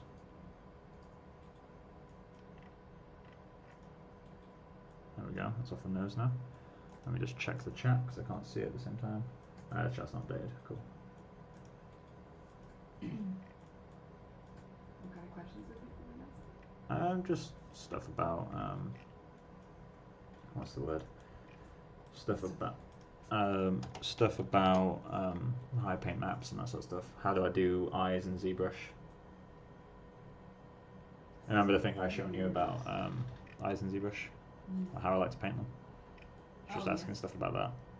I think this is working now. Let me kill this render and do a... Oh, I keep doing that. Let me kill this render. I can bring this back over now. This is the node network now, so let me clean it up a little bit. So I just got, this is my Voronoi, which is doing most of the skin work. That's being multiplied by our ISO. And then it's going into a pixel bump, and the result of that is going to bump normal. The bump is set stupidly low, could even go lower. I've kept the tileable skin from texture XYZ, multiplied down by even lower value, just because it kind of gives me more of a spot effect than anything else. Although I could probably plug that into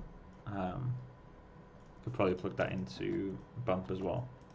Let's just see how that looks. Turn off incremental. Save.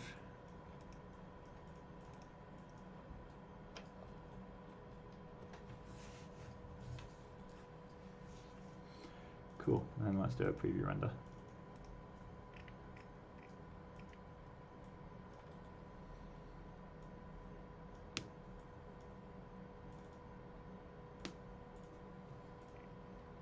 So that kind of gives me quite an interesting effect. Turbulent Noise actually does an alright job of like micro skin. Does it? Yeah, look. Oh yeah, it does. It works quite well. Granted, it does like carved wood. It does. Yeah, it's Turbulent Noise is one of those kind of underrated gems.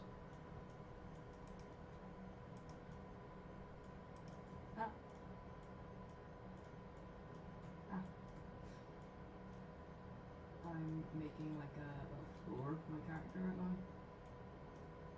You know, give it a bit of set dressing. And I'm modeling like a submarine style floor. Mike. A submarine style floor? What do you mean a submarine style floor? So you know the way they're made out of like polythene, but they're like the ones with like the circles on them. That. All right. But there we go. Hey Becca. Now with some detailing, like in the eyes and the skin. That's nice. Yeah, it's getting there. Very nice. So now we can look into adding some subsurface. Some very, very subtle subsurface. Because too much subsurface will ruin this. That makes it glow. What, sorry? Make it glow like one of the French girls. That's not how that works. Oh, it's crashing again. Make sure you see it every 5 seconds. It's just whenever I kill a render, it takes like ages for it to actually kill the render. Really? Yeah, it just doesn't die. So it's still dying now. Come on, you can do it. Just die.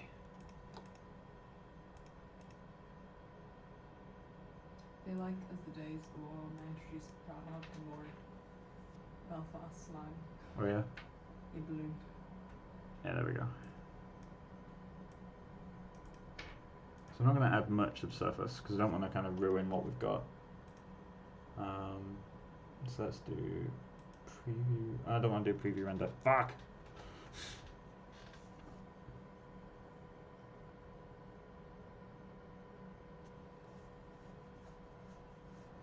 Right, die again. While this is dying, I'm going to grab a drink of water. I'll be back in a second. So I am thirsty. You want some water, Becca? Oh, thanks. While he's away. Let me spill the tea. Let me spill the tea. I don't really have any tea.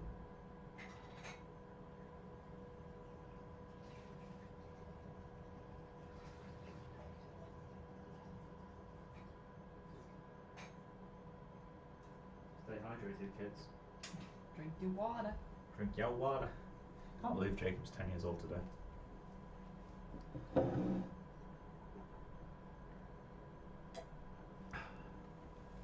Right.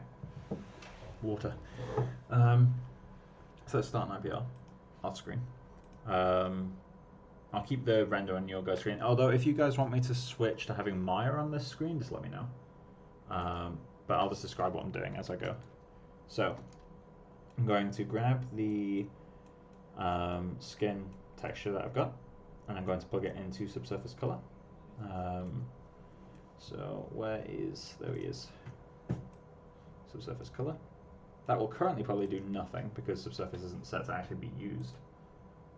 So let me go down to, maybe single scatter.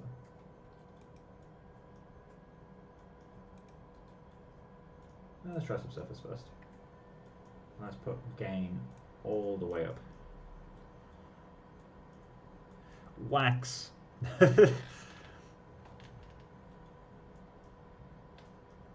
So mean free path color probably needs to change a little bit. Maybe I can plug this into mean free path as well.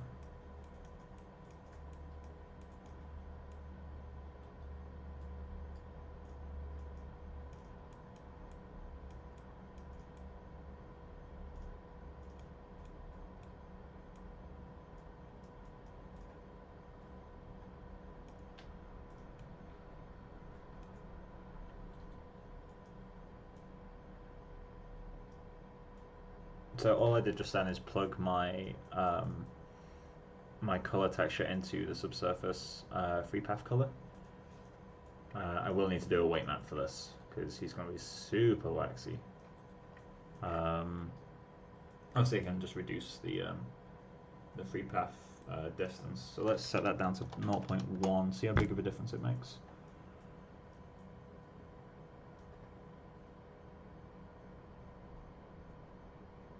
I feel like it's made everything a lot lighter. Let's set gain back to 0.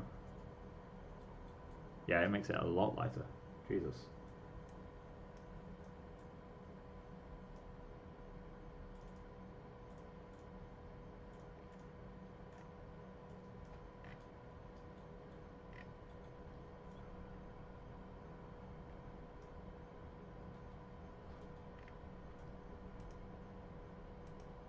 Wondering if it'd look better in single scatter rather than subsurface scatter. Or if I just increase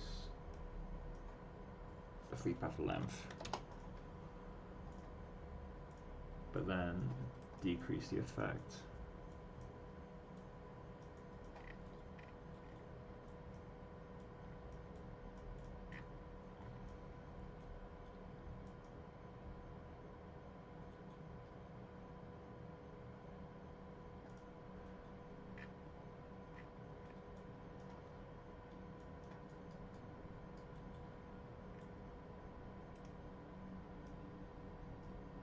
Let's try exponential path trace instead.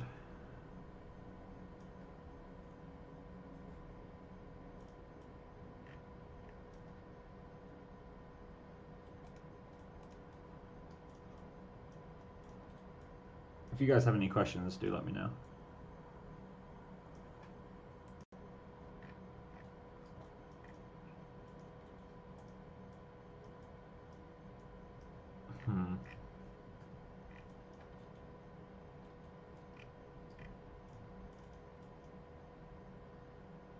I should make a thickness map. That would help quite a lot. I could just use the thickness map as the weight.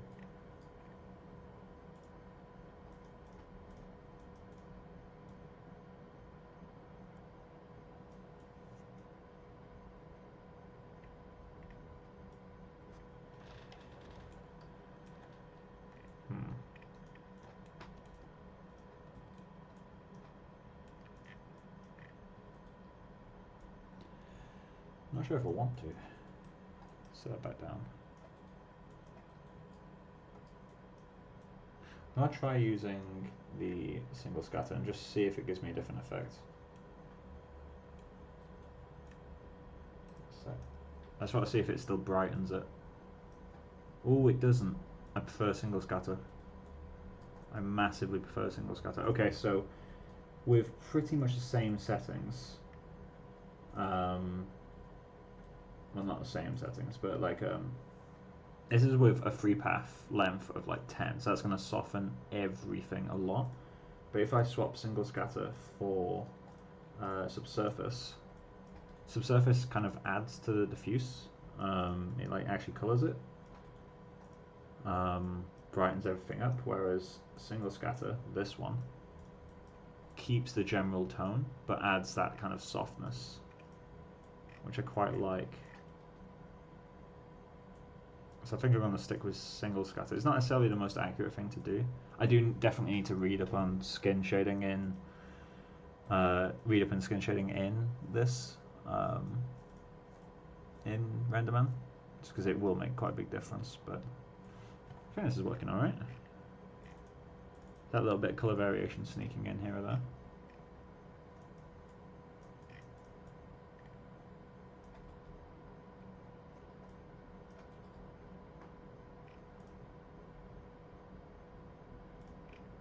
Okay, so let's have a go and get in the eyes right now.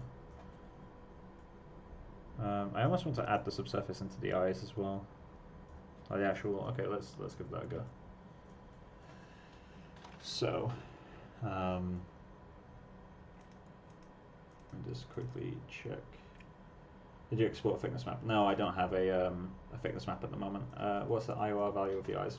IOR for the eyes, I tend to use 1.334 because that's the IOR of water. Technically, though, it should be a little bit higher. I just like using the value of water. But I can walk through my eye setup in a second. I just want to quickly go through a bit more on this. Yeah, I'm gonna make a thickness map and use that in the weight. Okay, so let me drag Maya over, and then Substance Painter. Boop. Then oh, I can't open you.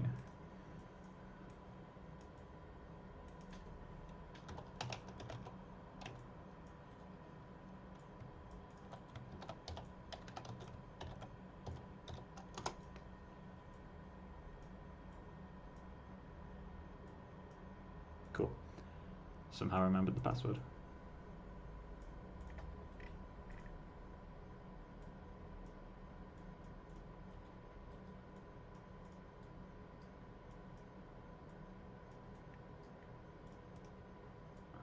Close. So let me import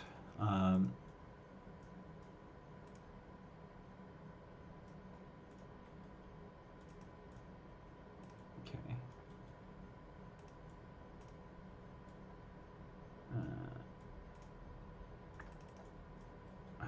Dragon Boy. I think I'll put him in here. Exports. There we go.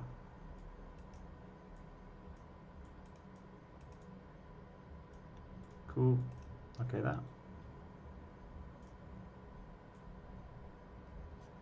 Cool.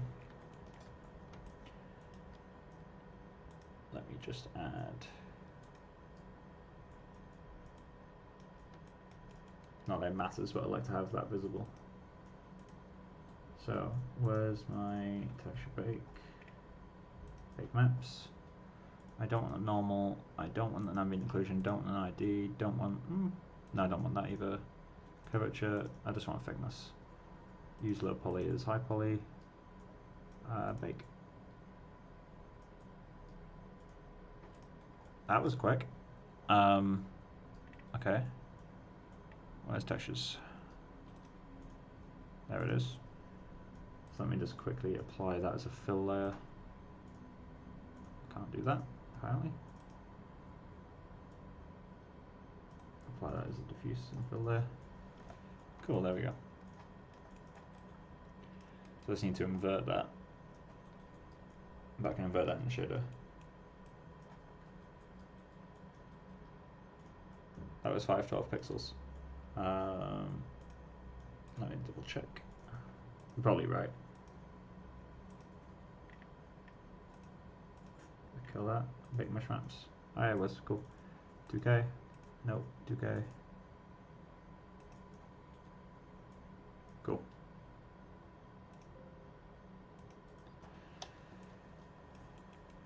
So we've got our little thickness map. I just want to invert that.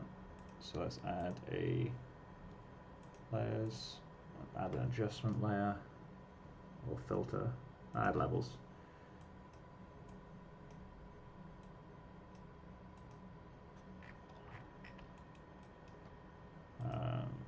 No. Effect, levels.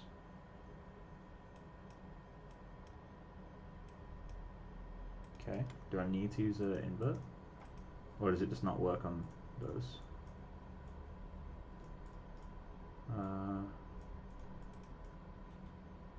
And a filter. Filter, where's invert? I can always just invert in the shader if I can't find this.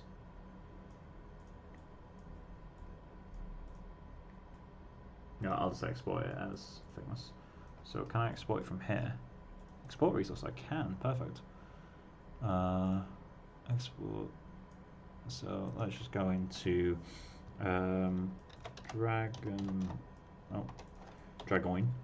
boy, thick.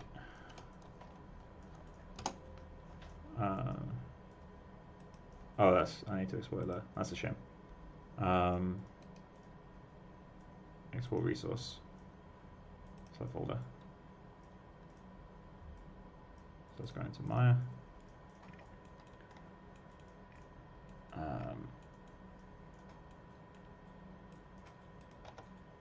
And then create a PXR texture.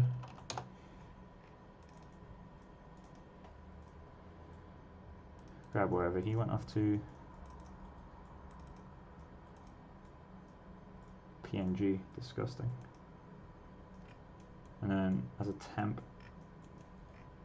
let's just plug that in. And get rid of subsurface colors.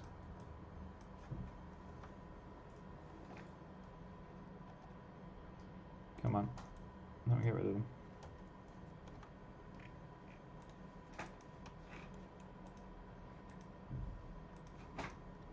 Cool.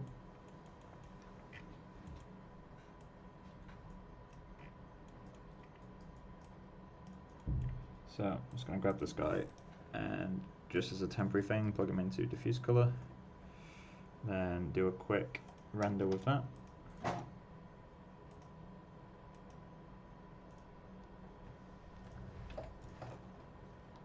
Come on.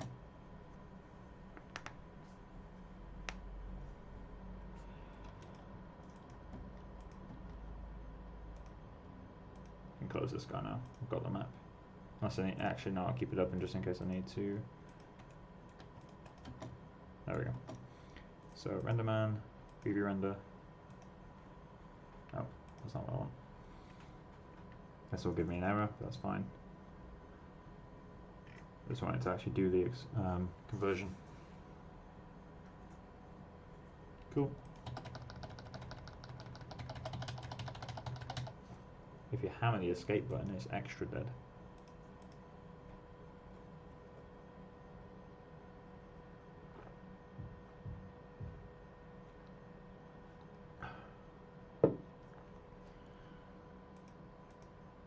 Maya's starting to struggle a little bit.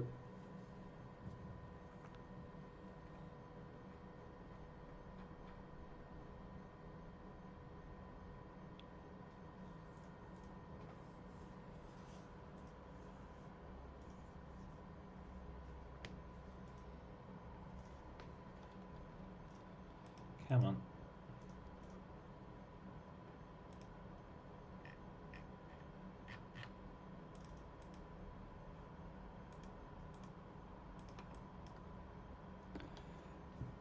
Why is Maya dying so much right now?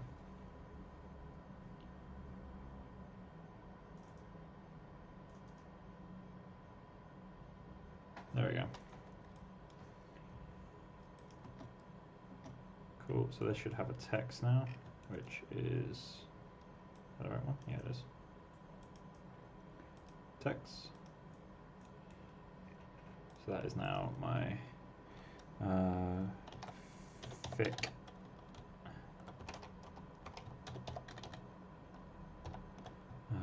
map. So let's plug you back in there. Plug a reverse into you, or levels. PXR remap.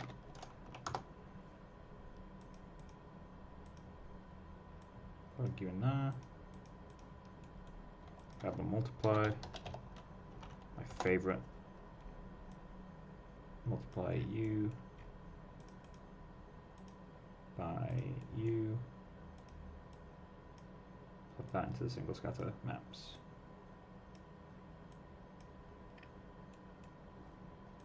And this remap will output min to 1, output max to 0, so that's inverted it.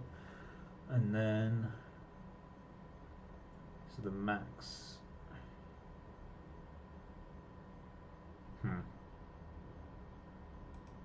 me ISO that. I need to IPR this guy now. Before I do that, I'm going to save, because it is slowing down.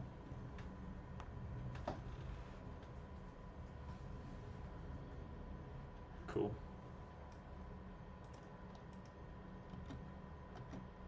So then just run an IPR. Just because I want to see what this remap is doing visually.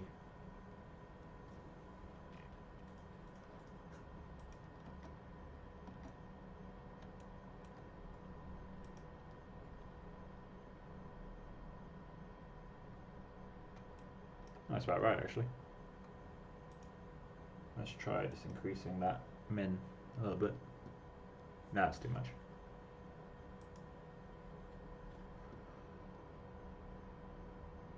Something like that feels about right.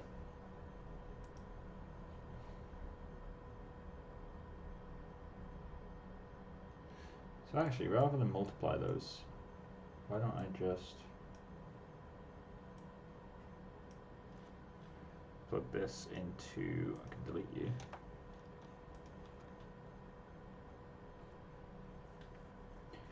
Single scatter gain, plug into that.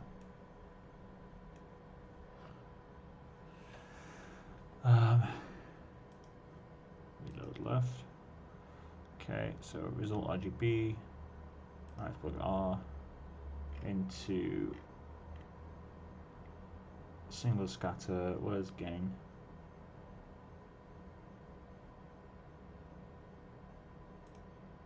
There we go.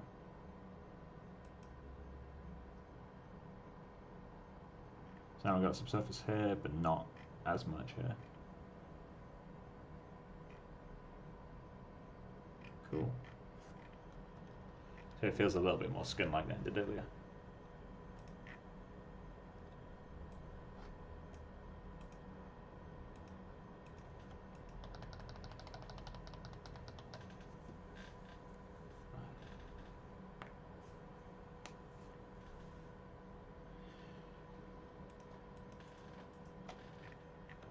So let's graph these.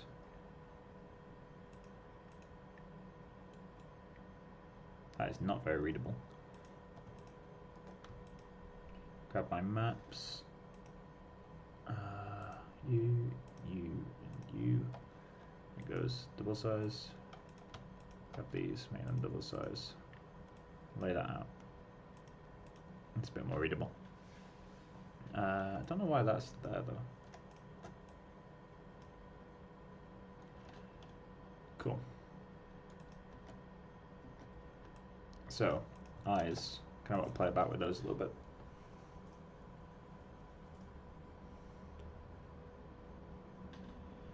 So let me hide the head. Start an IPR once I've selected the iris, which I haven't named. Get you. Start an IPR. I'm just going to drag this off screen.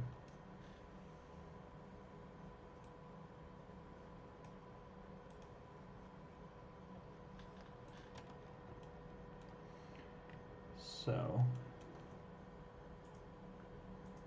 something I want to try doing is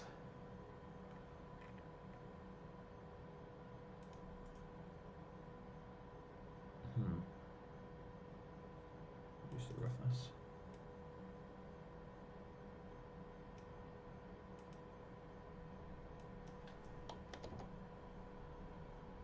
I just want to try to get like a bright highlight in the bottom. And the easiest way to kind of fake that is just with a with some reflection.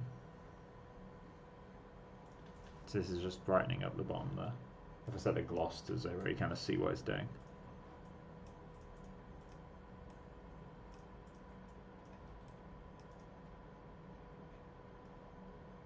It also serves to bring out the displacement a little bit better.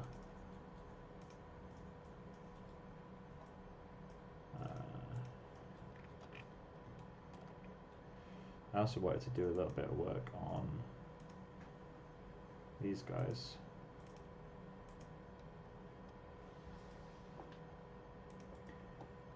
So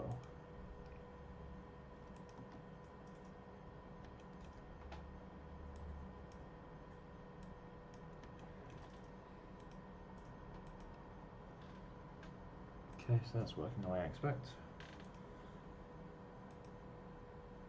I want to add a little bit of subsurface on the eyes. So I'm going to do the same thing I did for the other thing, which is I'm going to get my colour, which is just a ramp in this case, so this is my eye colour. I'm going to plug that in to my single scatter. So if I can find him, single scatter, plug that into colour, and I'm going to plug it into mean free path as well. And then it's actually done surprisingly little, but I'm going to multiply that. I'm going to get reverse of this, so PXR reverse, so is it invert? PXR invert, get the RGB, plug him in, and then I want to connect that to the gain. Oh, well, that's why it's not done anything yet. Not put the gain on. Alright, so there we go. That's like obviously super bright.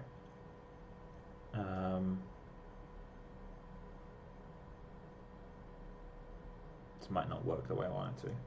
Let me create a Pixar remap.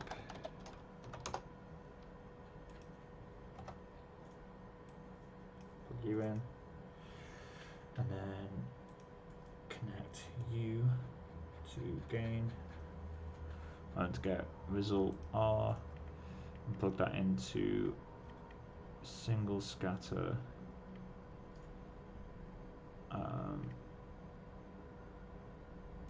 There we go. So now that's connected. Invert it. So I'll put max to there, put min to there. Cool. And now I can just change the strength of subsurface on the eye.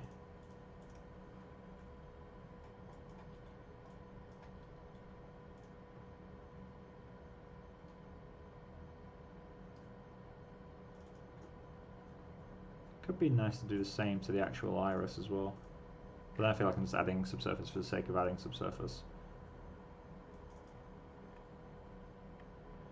Let's try changing the reflection brightness, not brightness, sorry, reflection roughness.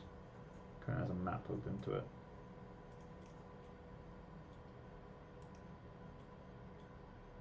Let's drag that over here.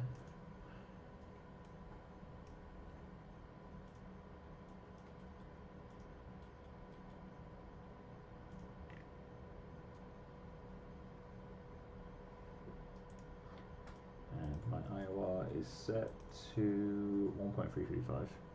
Let's try changing that a little bit. Let's try putting that up to 2.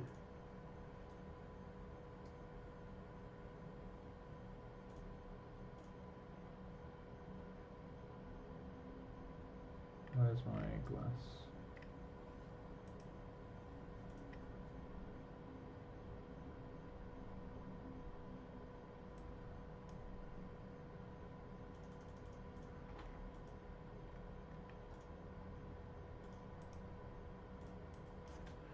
.335.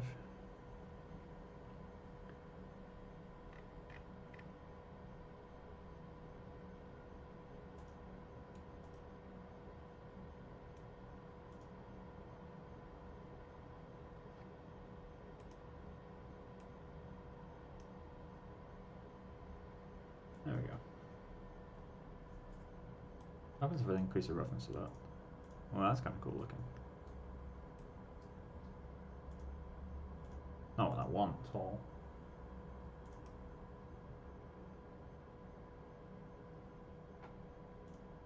Well, not having a perfect refraction is kind of interesting. So this is like 0 refraction roughness. If I set that to like 0.1, it's just going to blur it a little bit. And it would mean he needs glasses really, really badly. Although I don't think glasses could correct that, to be honest. Let's try a lower value. Just to get something more interesting in there.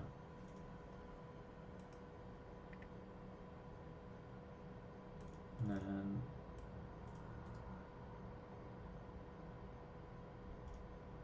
this is the refraction index of just the refractive area. So I'm going to set that to 335.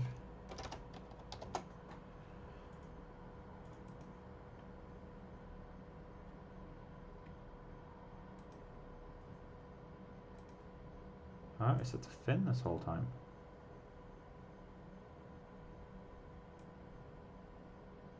Oh, there we go.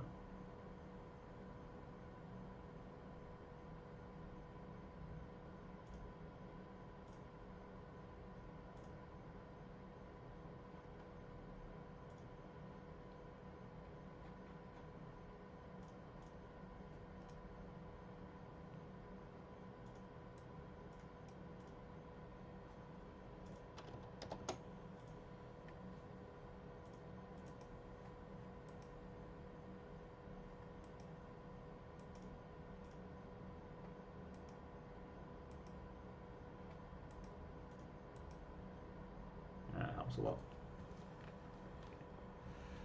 So now, let's kill that. Let's turn on the groom. Let's turn on the head hair. Zoom out a little bit. And kick off an actual render.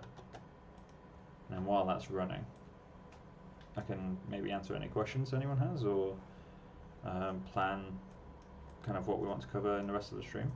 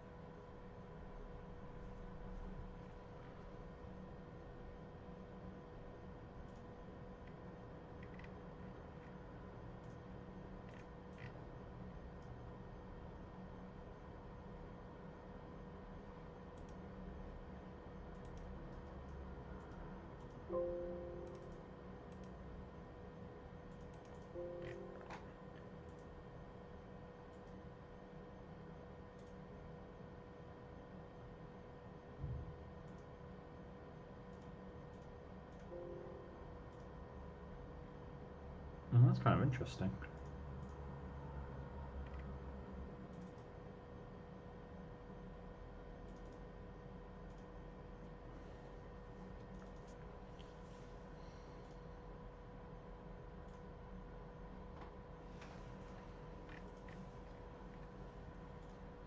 Adding a tiny bit of roughness into the refraction of the eyes just makes it feel different to me. Oh, that's cool. It's got like the purple on it. Yeah.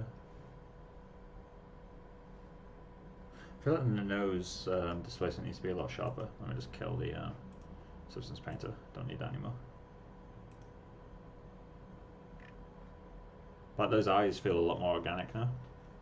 Just from adding a little bit of roughness and some extra refraction IOR.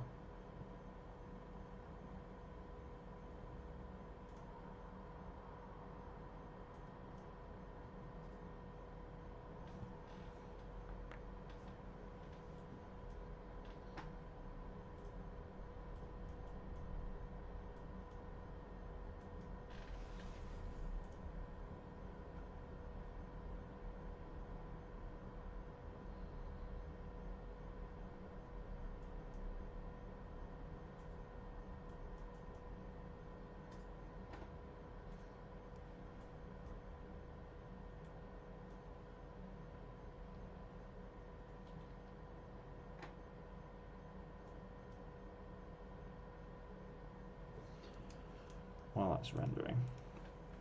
Let's get this open. AOVs. Which one's CI?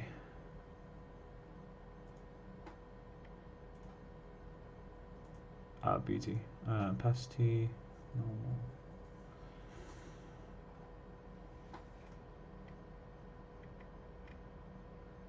There's a curvature AOV? Take my masterclass, Becca. Time. There's a time AOV?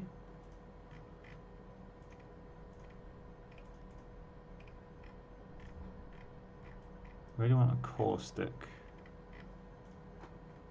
I'm not sure there's a caustic AOV.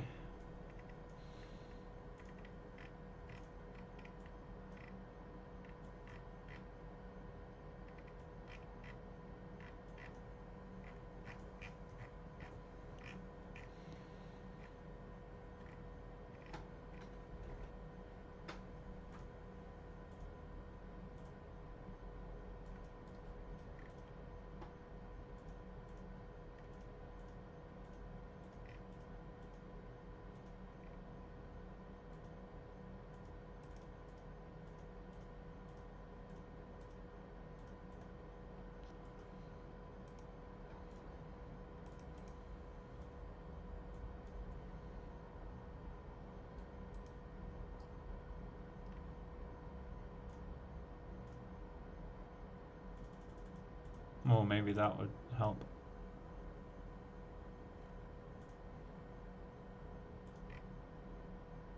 Short ray depth. Let me try setting that to higher value. I'm not sure if this will do what I want it to do. Let me turn that off as well.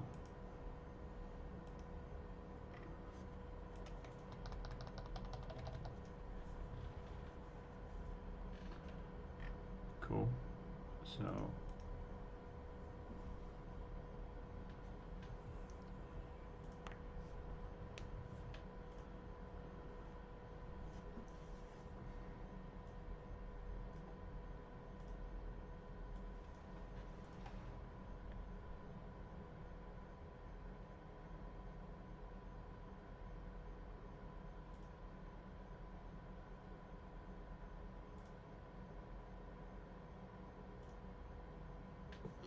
come on.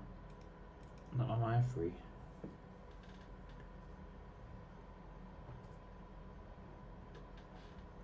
Oh.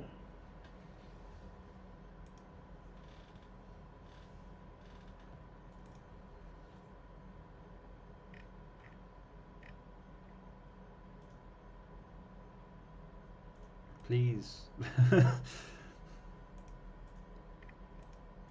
Still killing the render. Why is killing the render taking so long now?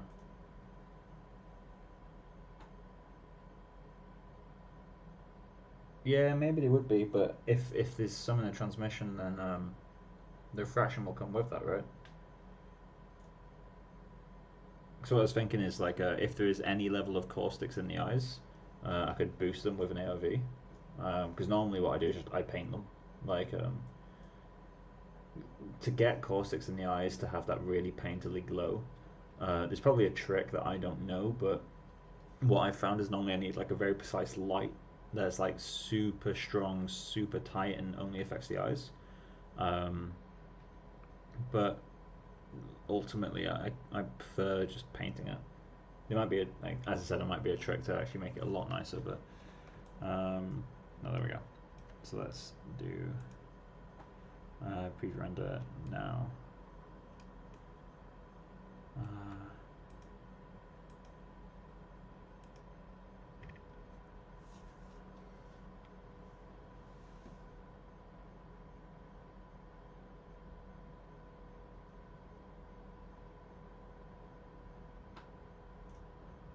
Ooh.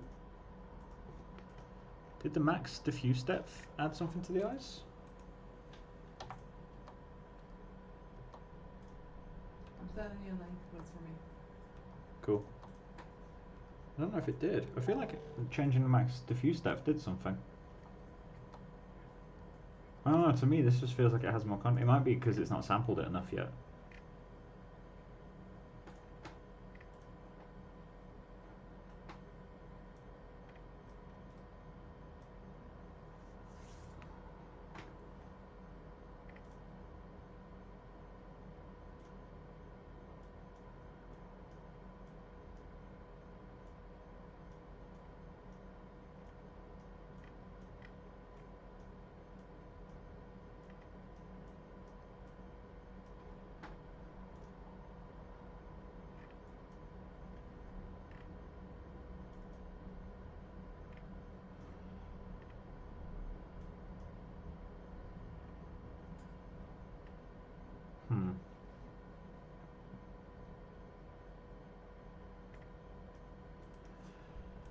Let's kick off the pretty render.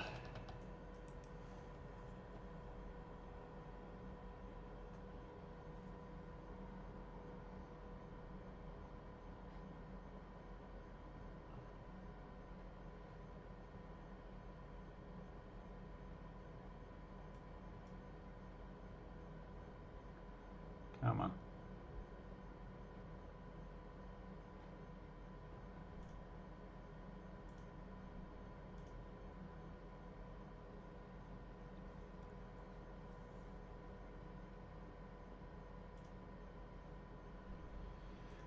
Renders take so long to die. I don't know why though.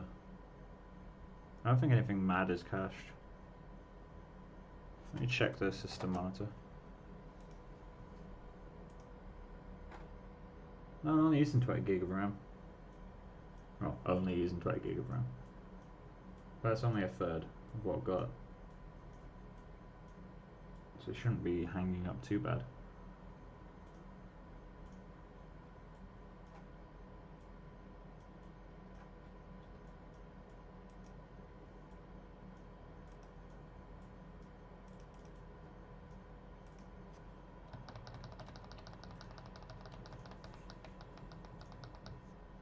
Come on.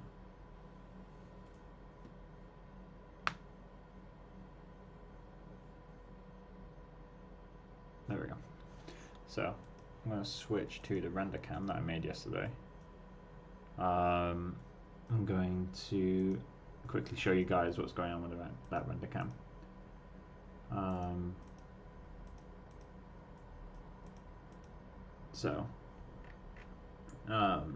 In the render mount settings, I've just got a Pixar camera projection set up, and that allows me to add depth of field and lens distortion, all that sort of stuff. The f-stop has to be crazy high for some reason. Not entirely sure why. I'm going to increase that slightly to like 60. I don't know why it has to be so crazy high. Oh, so you can actually get the classics. Cool, cheers man. Yeah, I was meaning to go through the documentation at some point. And let's just change the chromatic aberration to be a bit more subtle, because yesterday's were overdone. So I'm going to kick off a render. In terms of this stream, I think this is pretty much where it ends at this point. Like, I'm going to kick off a render. I can continue to chat for a little bit. On the next stream, I might be starting a different character, because to be honest, like as I said earlier on, like I could push him a bit further, but it is kind of, I'd say he's looking nice at this point. I'd rather now spend some time learning some new stuff and working on a different asset. But yeah, we'll see kind of how this render turns out, I guess. I'm trying to do like a poster render of him, like A4, so it's like vertical. Yeah. Because there's a lot of dead space on the sides.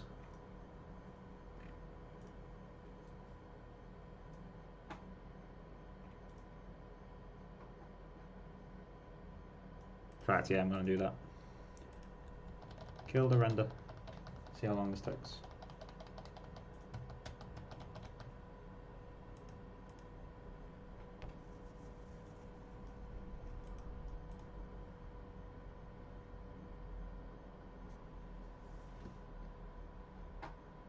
You have any character in mind? I was looking at a tutorial by Proco, the life drawing guy. There's a character that he, well, not a character, is a portrait he drew of an old man in one of his lighting tutorials, and I really like the look of it. While Maya continues to die, I'm going to get it. Proco lighting. This guy. So let's mute the audio.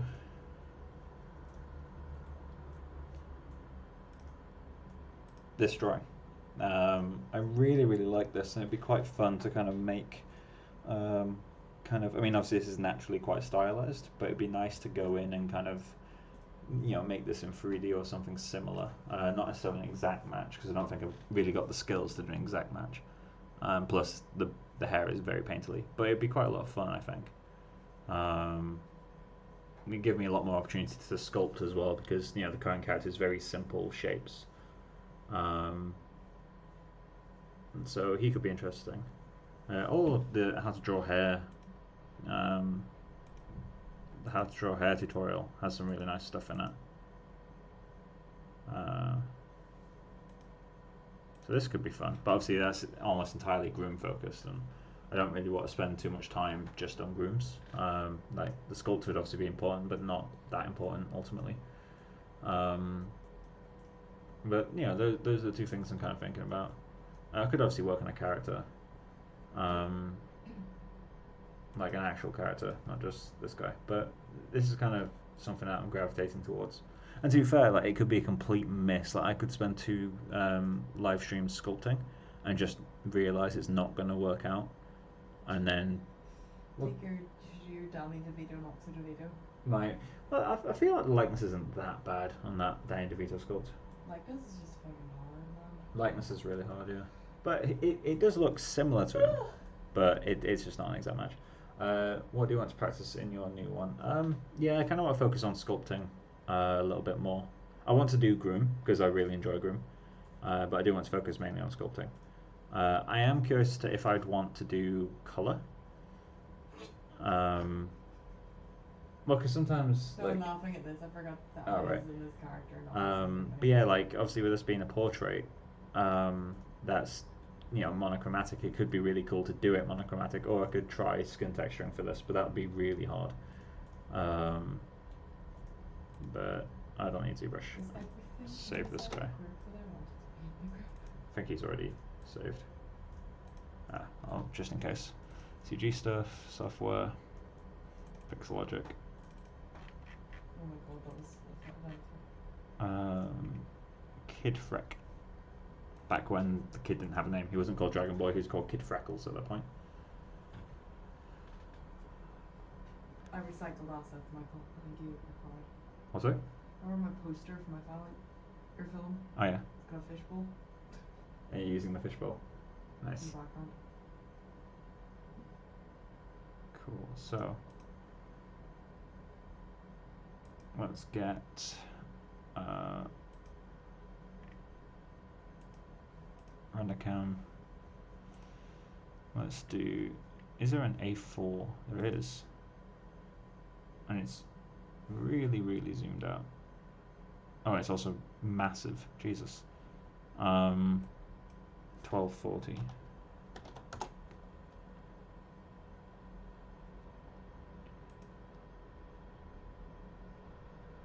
So I'm going to unlock this camera.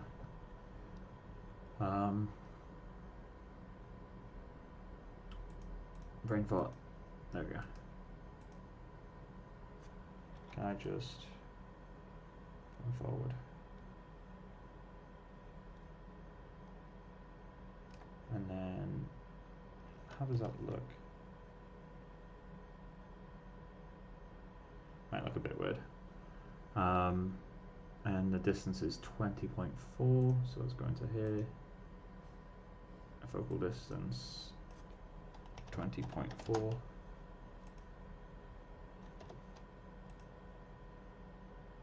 I'm gonna save a version because I don't want to save over that.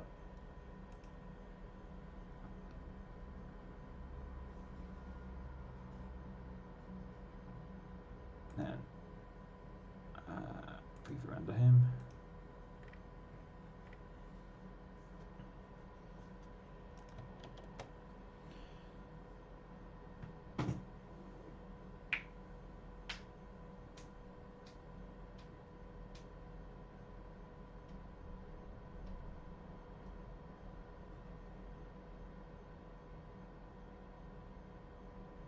Not sure on the camera focal length. Also, that field is way too shallow, which is probably not helping either.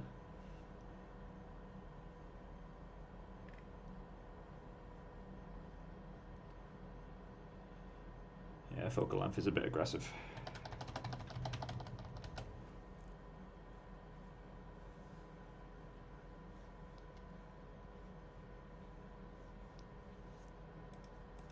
Times like right now that I wish my renders would die within a minute.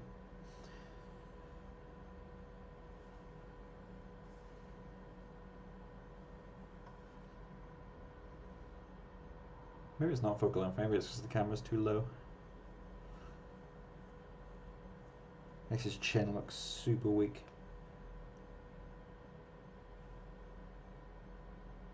I put the camera back to what it was.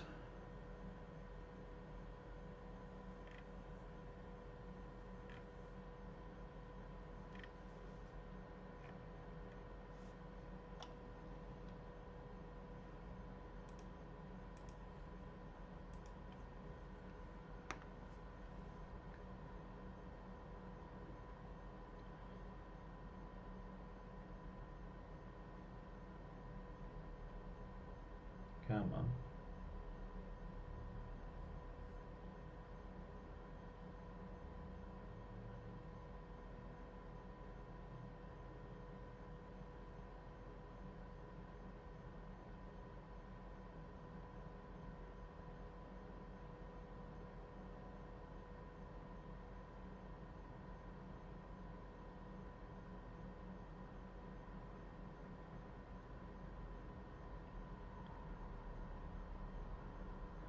This is so slow, holy fuck. I can't tell if it's getting slower or not.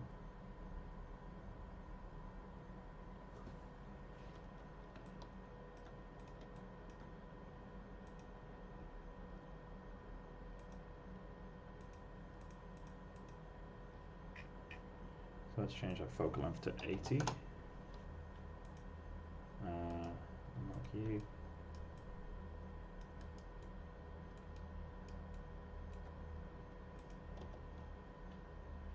Why are my grooms not showing up?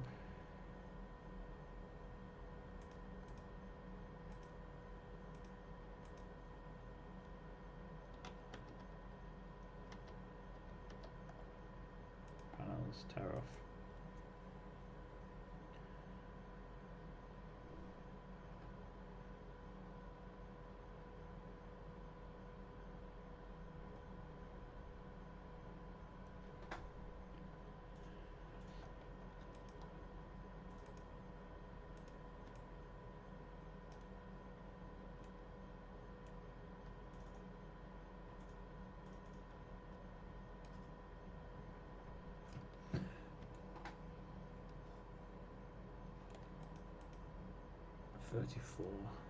Distance like that might work. So 34.5. What is the? Oh, I think it's around 34.5.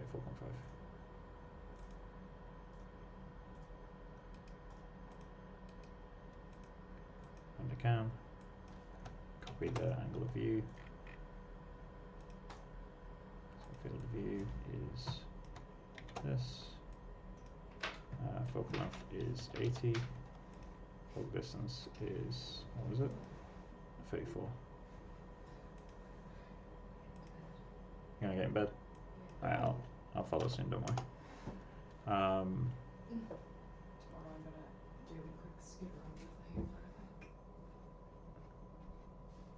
And see if we can get those suitcases up, Mike. Sure.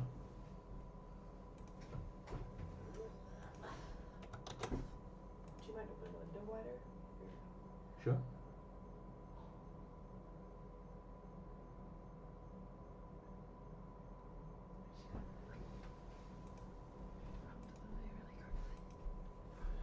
Cool. Well, that's right. So I'll open the window.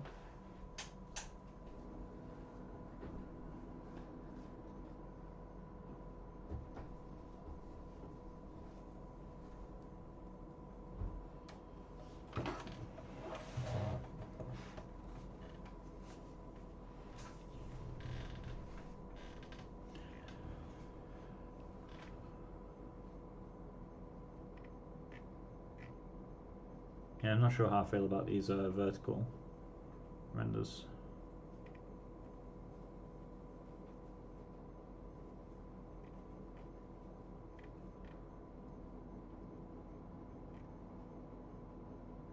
What do you guys think? Do you prefer the vertical renders or the horizontal ones? I'm leaning more horizontal personally.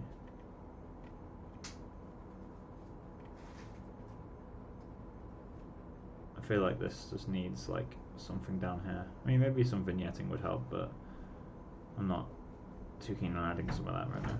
Tiny dinosaur. Hmm? A tiny dinosaur. Quite happy with how the eyes are working in the latest versions. Called Reginald. Right. Tiny dinosaur called Reginald, that's what Yes. this needs. Perfect. What lens do you have right now? The lens is a 80mm. The Reginald lens. I don't like vertical, yeah, me neither.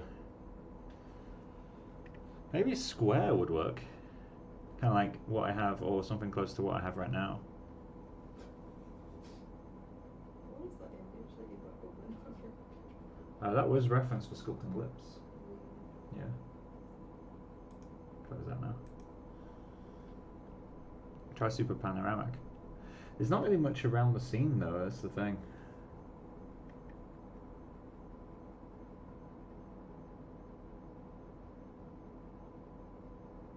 Like, when you say super panoramic, I'm assuming you mean like super wide, or are you talking about a lens?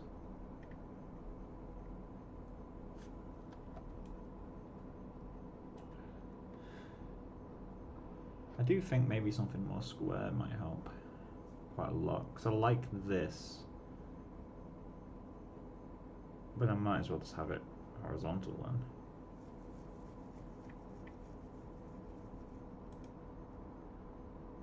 A 2:1 aspect ratio. And give it a go.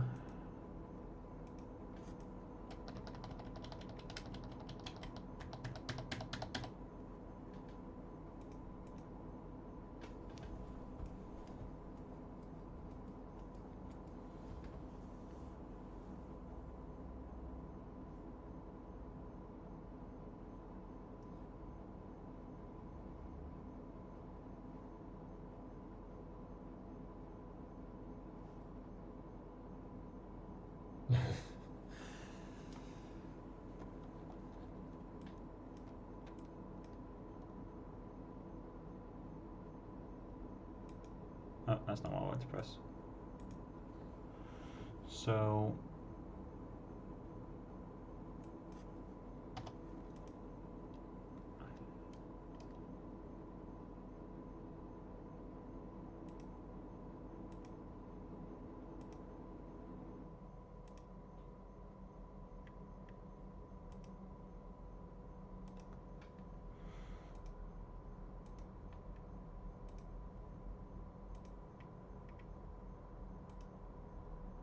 let's see what's out there. Not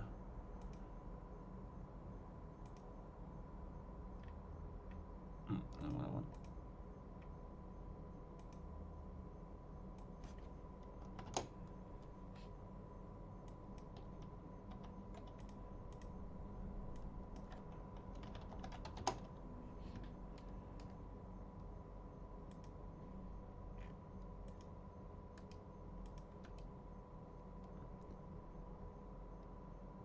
Not sure if this will work, but we can give it a go.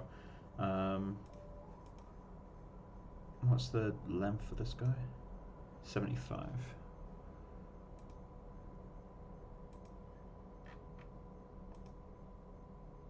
Focus distance 75. I can lower this to compensate, so 64 maybe.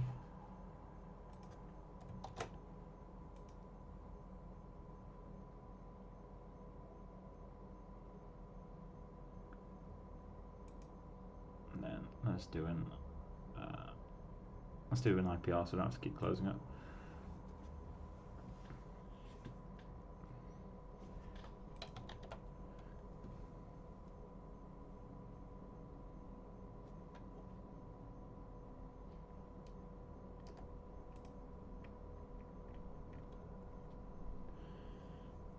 It's kind of interesting having it super wide.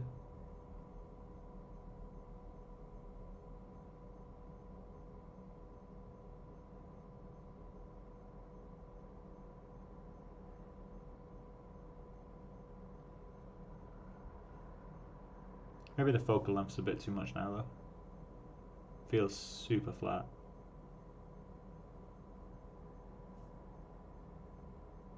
So maybe with like a 50mm lens.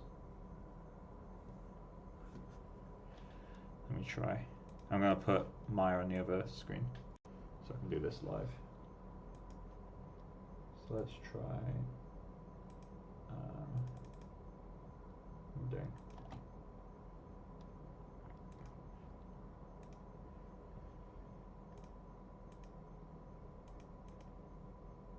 so focal length 50 mil. Oh, it crashed.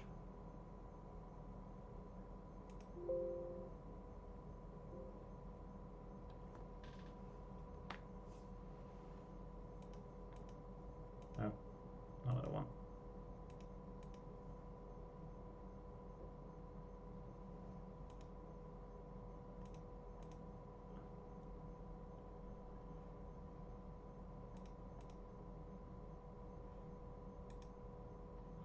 Maya died. There we go.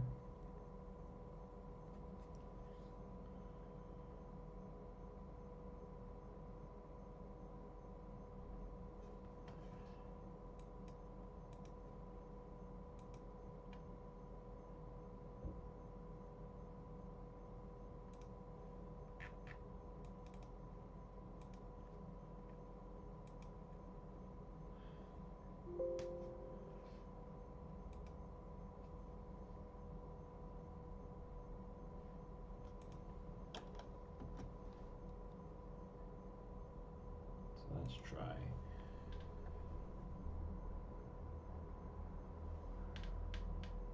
So that's 50 mil.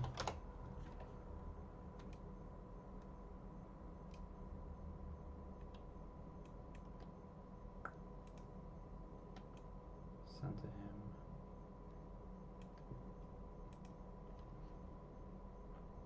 Angle of view is much lower now.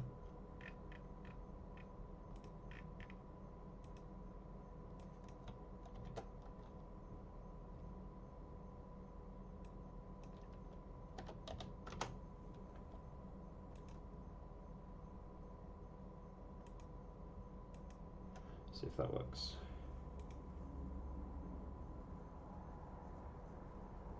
I'll try this 2-1 one more time. I've just put a 50 mil lens on it. Let's see if that helps.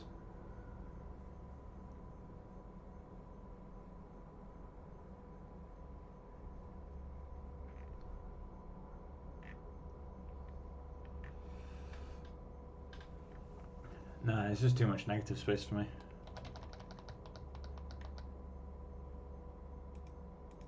I'll try a 1-1. Oh, it restarted on. It killed the render almost instantly. Okay, so for future reference. What? No, more like restart Maya more often.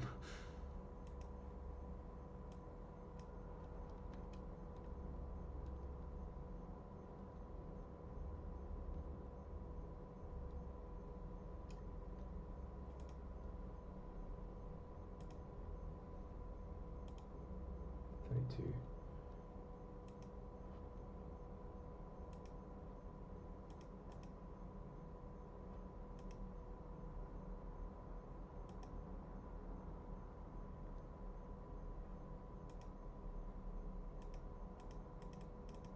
Come on, there we go. 32 focus distance. Increase the f-stop again. 90. Preview render. Oh, keep doing that. I'm just going to close that tab actually.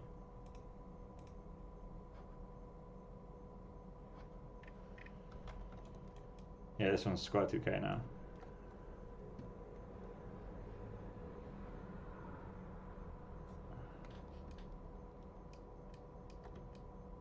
I think if it's closer to him, that will help.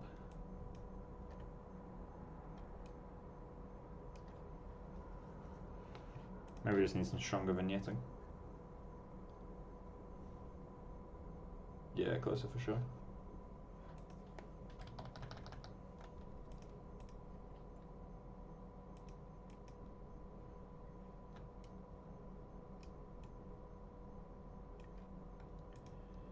Just focus it around the nose. Oh, I can't rotate.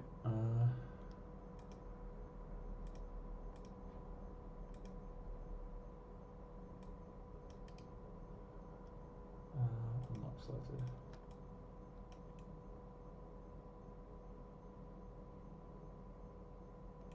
That'll do.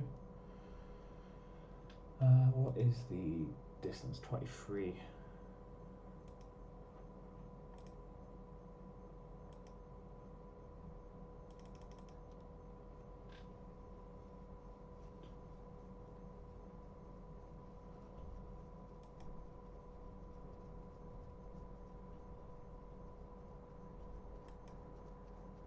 Come on, let me access the camera.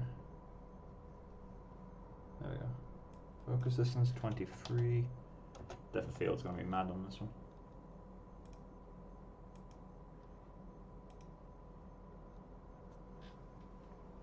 This one I've centered a little bit more, so I'd like rotate the camera to look more from the front.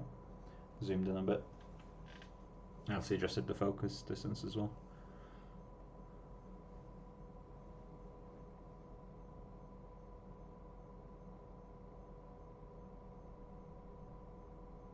I think I'm slowly just drifting back to what I did yesterday, which was, that's not the one.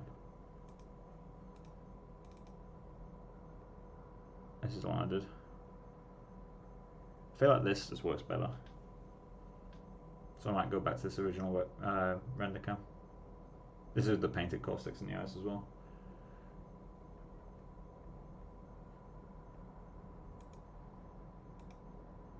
Yeah, it definitely works better. Okay, so I'm going to go back to the old one,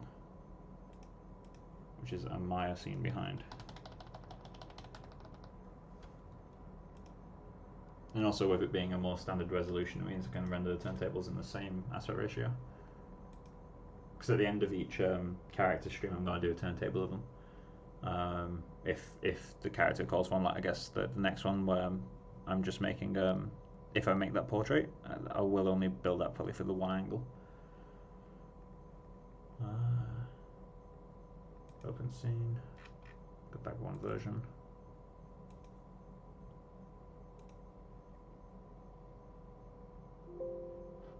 That's fine.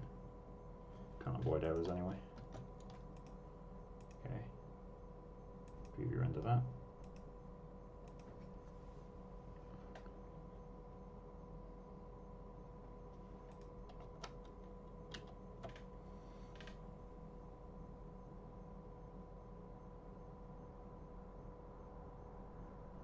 Yeah, for me this angle just works better. Straight on front with a standard aspect ratio.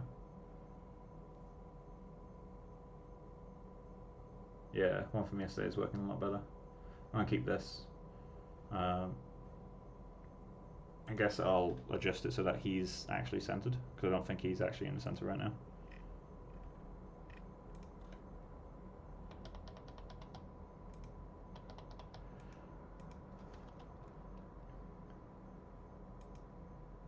Oh, he actually is in the center.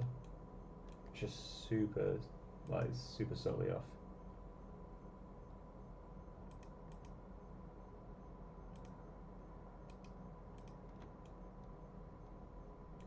Now he's in the center.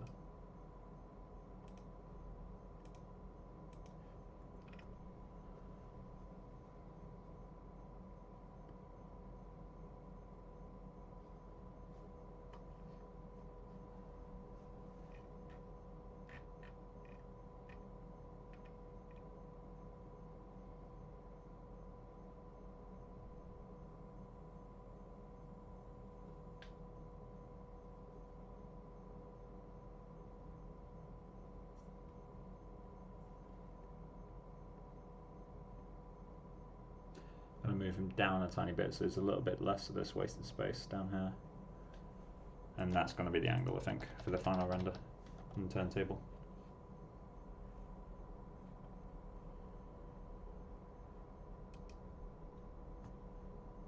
Obviously I'll render the turntable, maybe move some vertical resolution, 50% less maybe.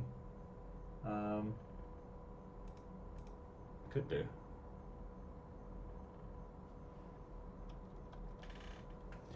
Let me just try moving it up a tiny bit.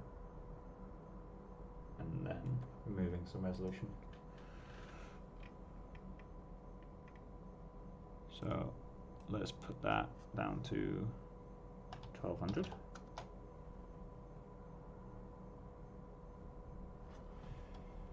well, that's a little bit strong actually.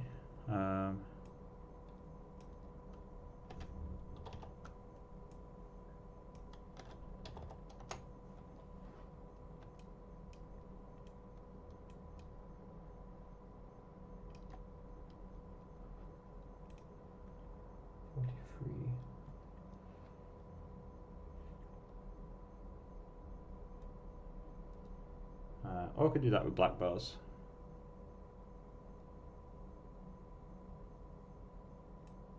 Might do that with black bars, just so I can render. Just so I can render. What's the word? Yeah, just use black bars just so I can render a turntable without changing resolution, and then that'll allow me to get away with quite a bit. So let me just alt save that. Maintain.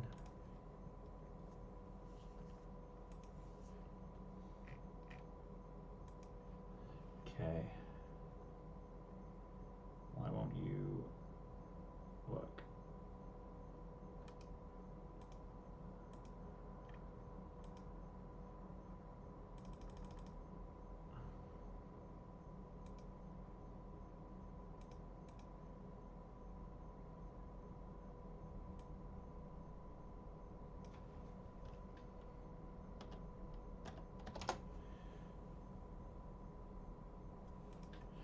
Save over the version.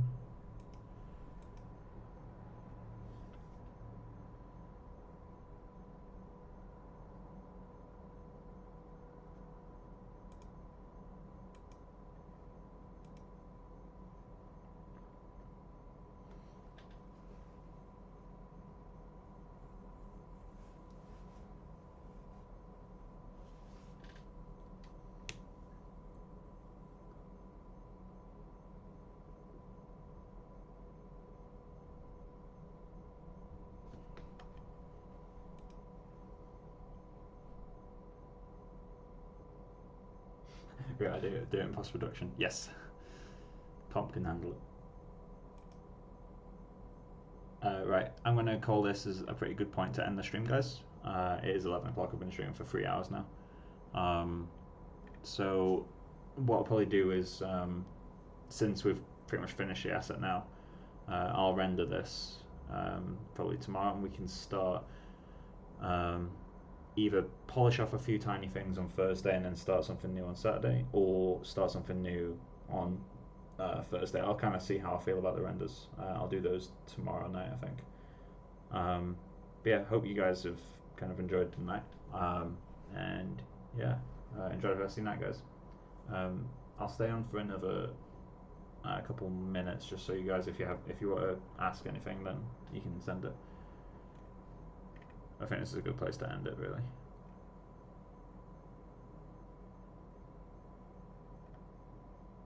I think I need a little bit less depth of field. Yeah, no worries, man.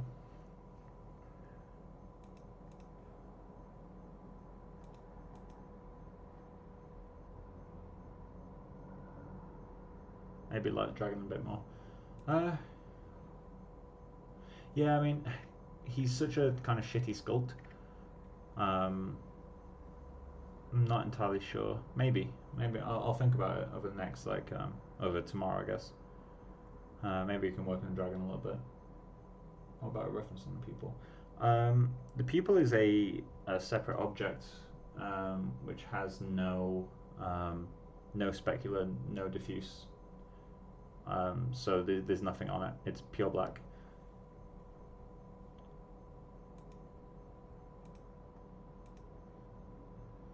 What was I doing again? Forgotten what I was going to do.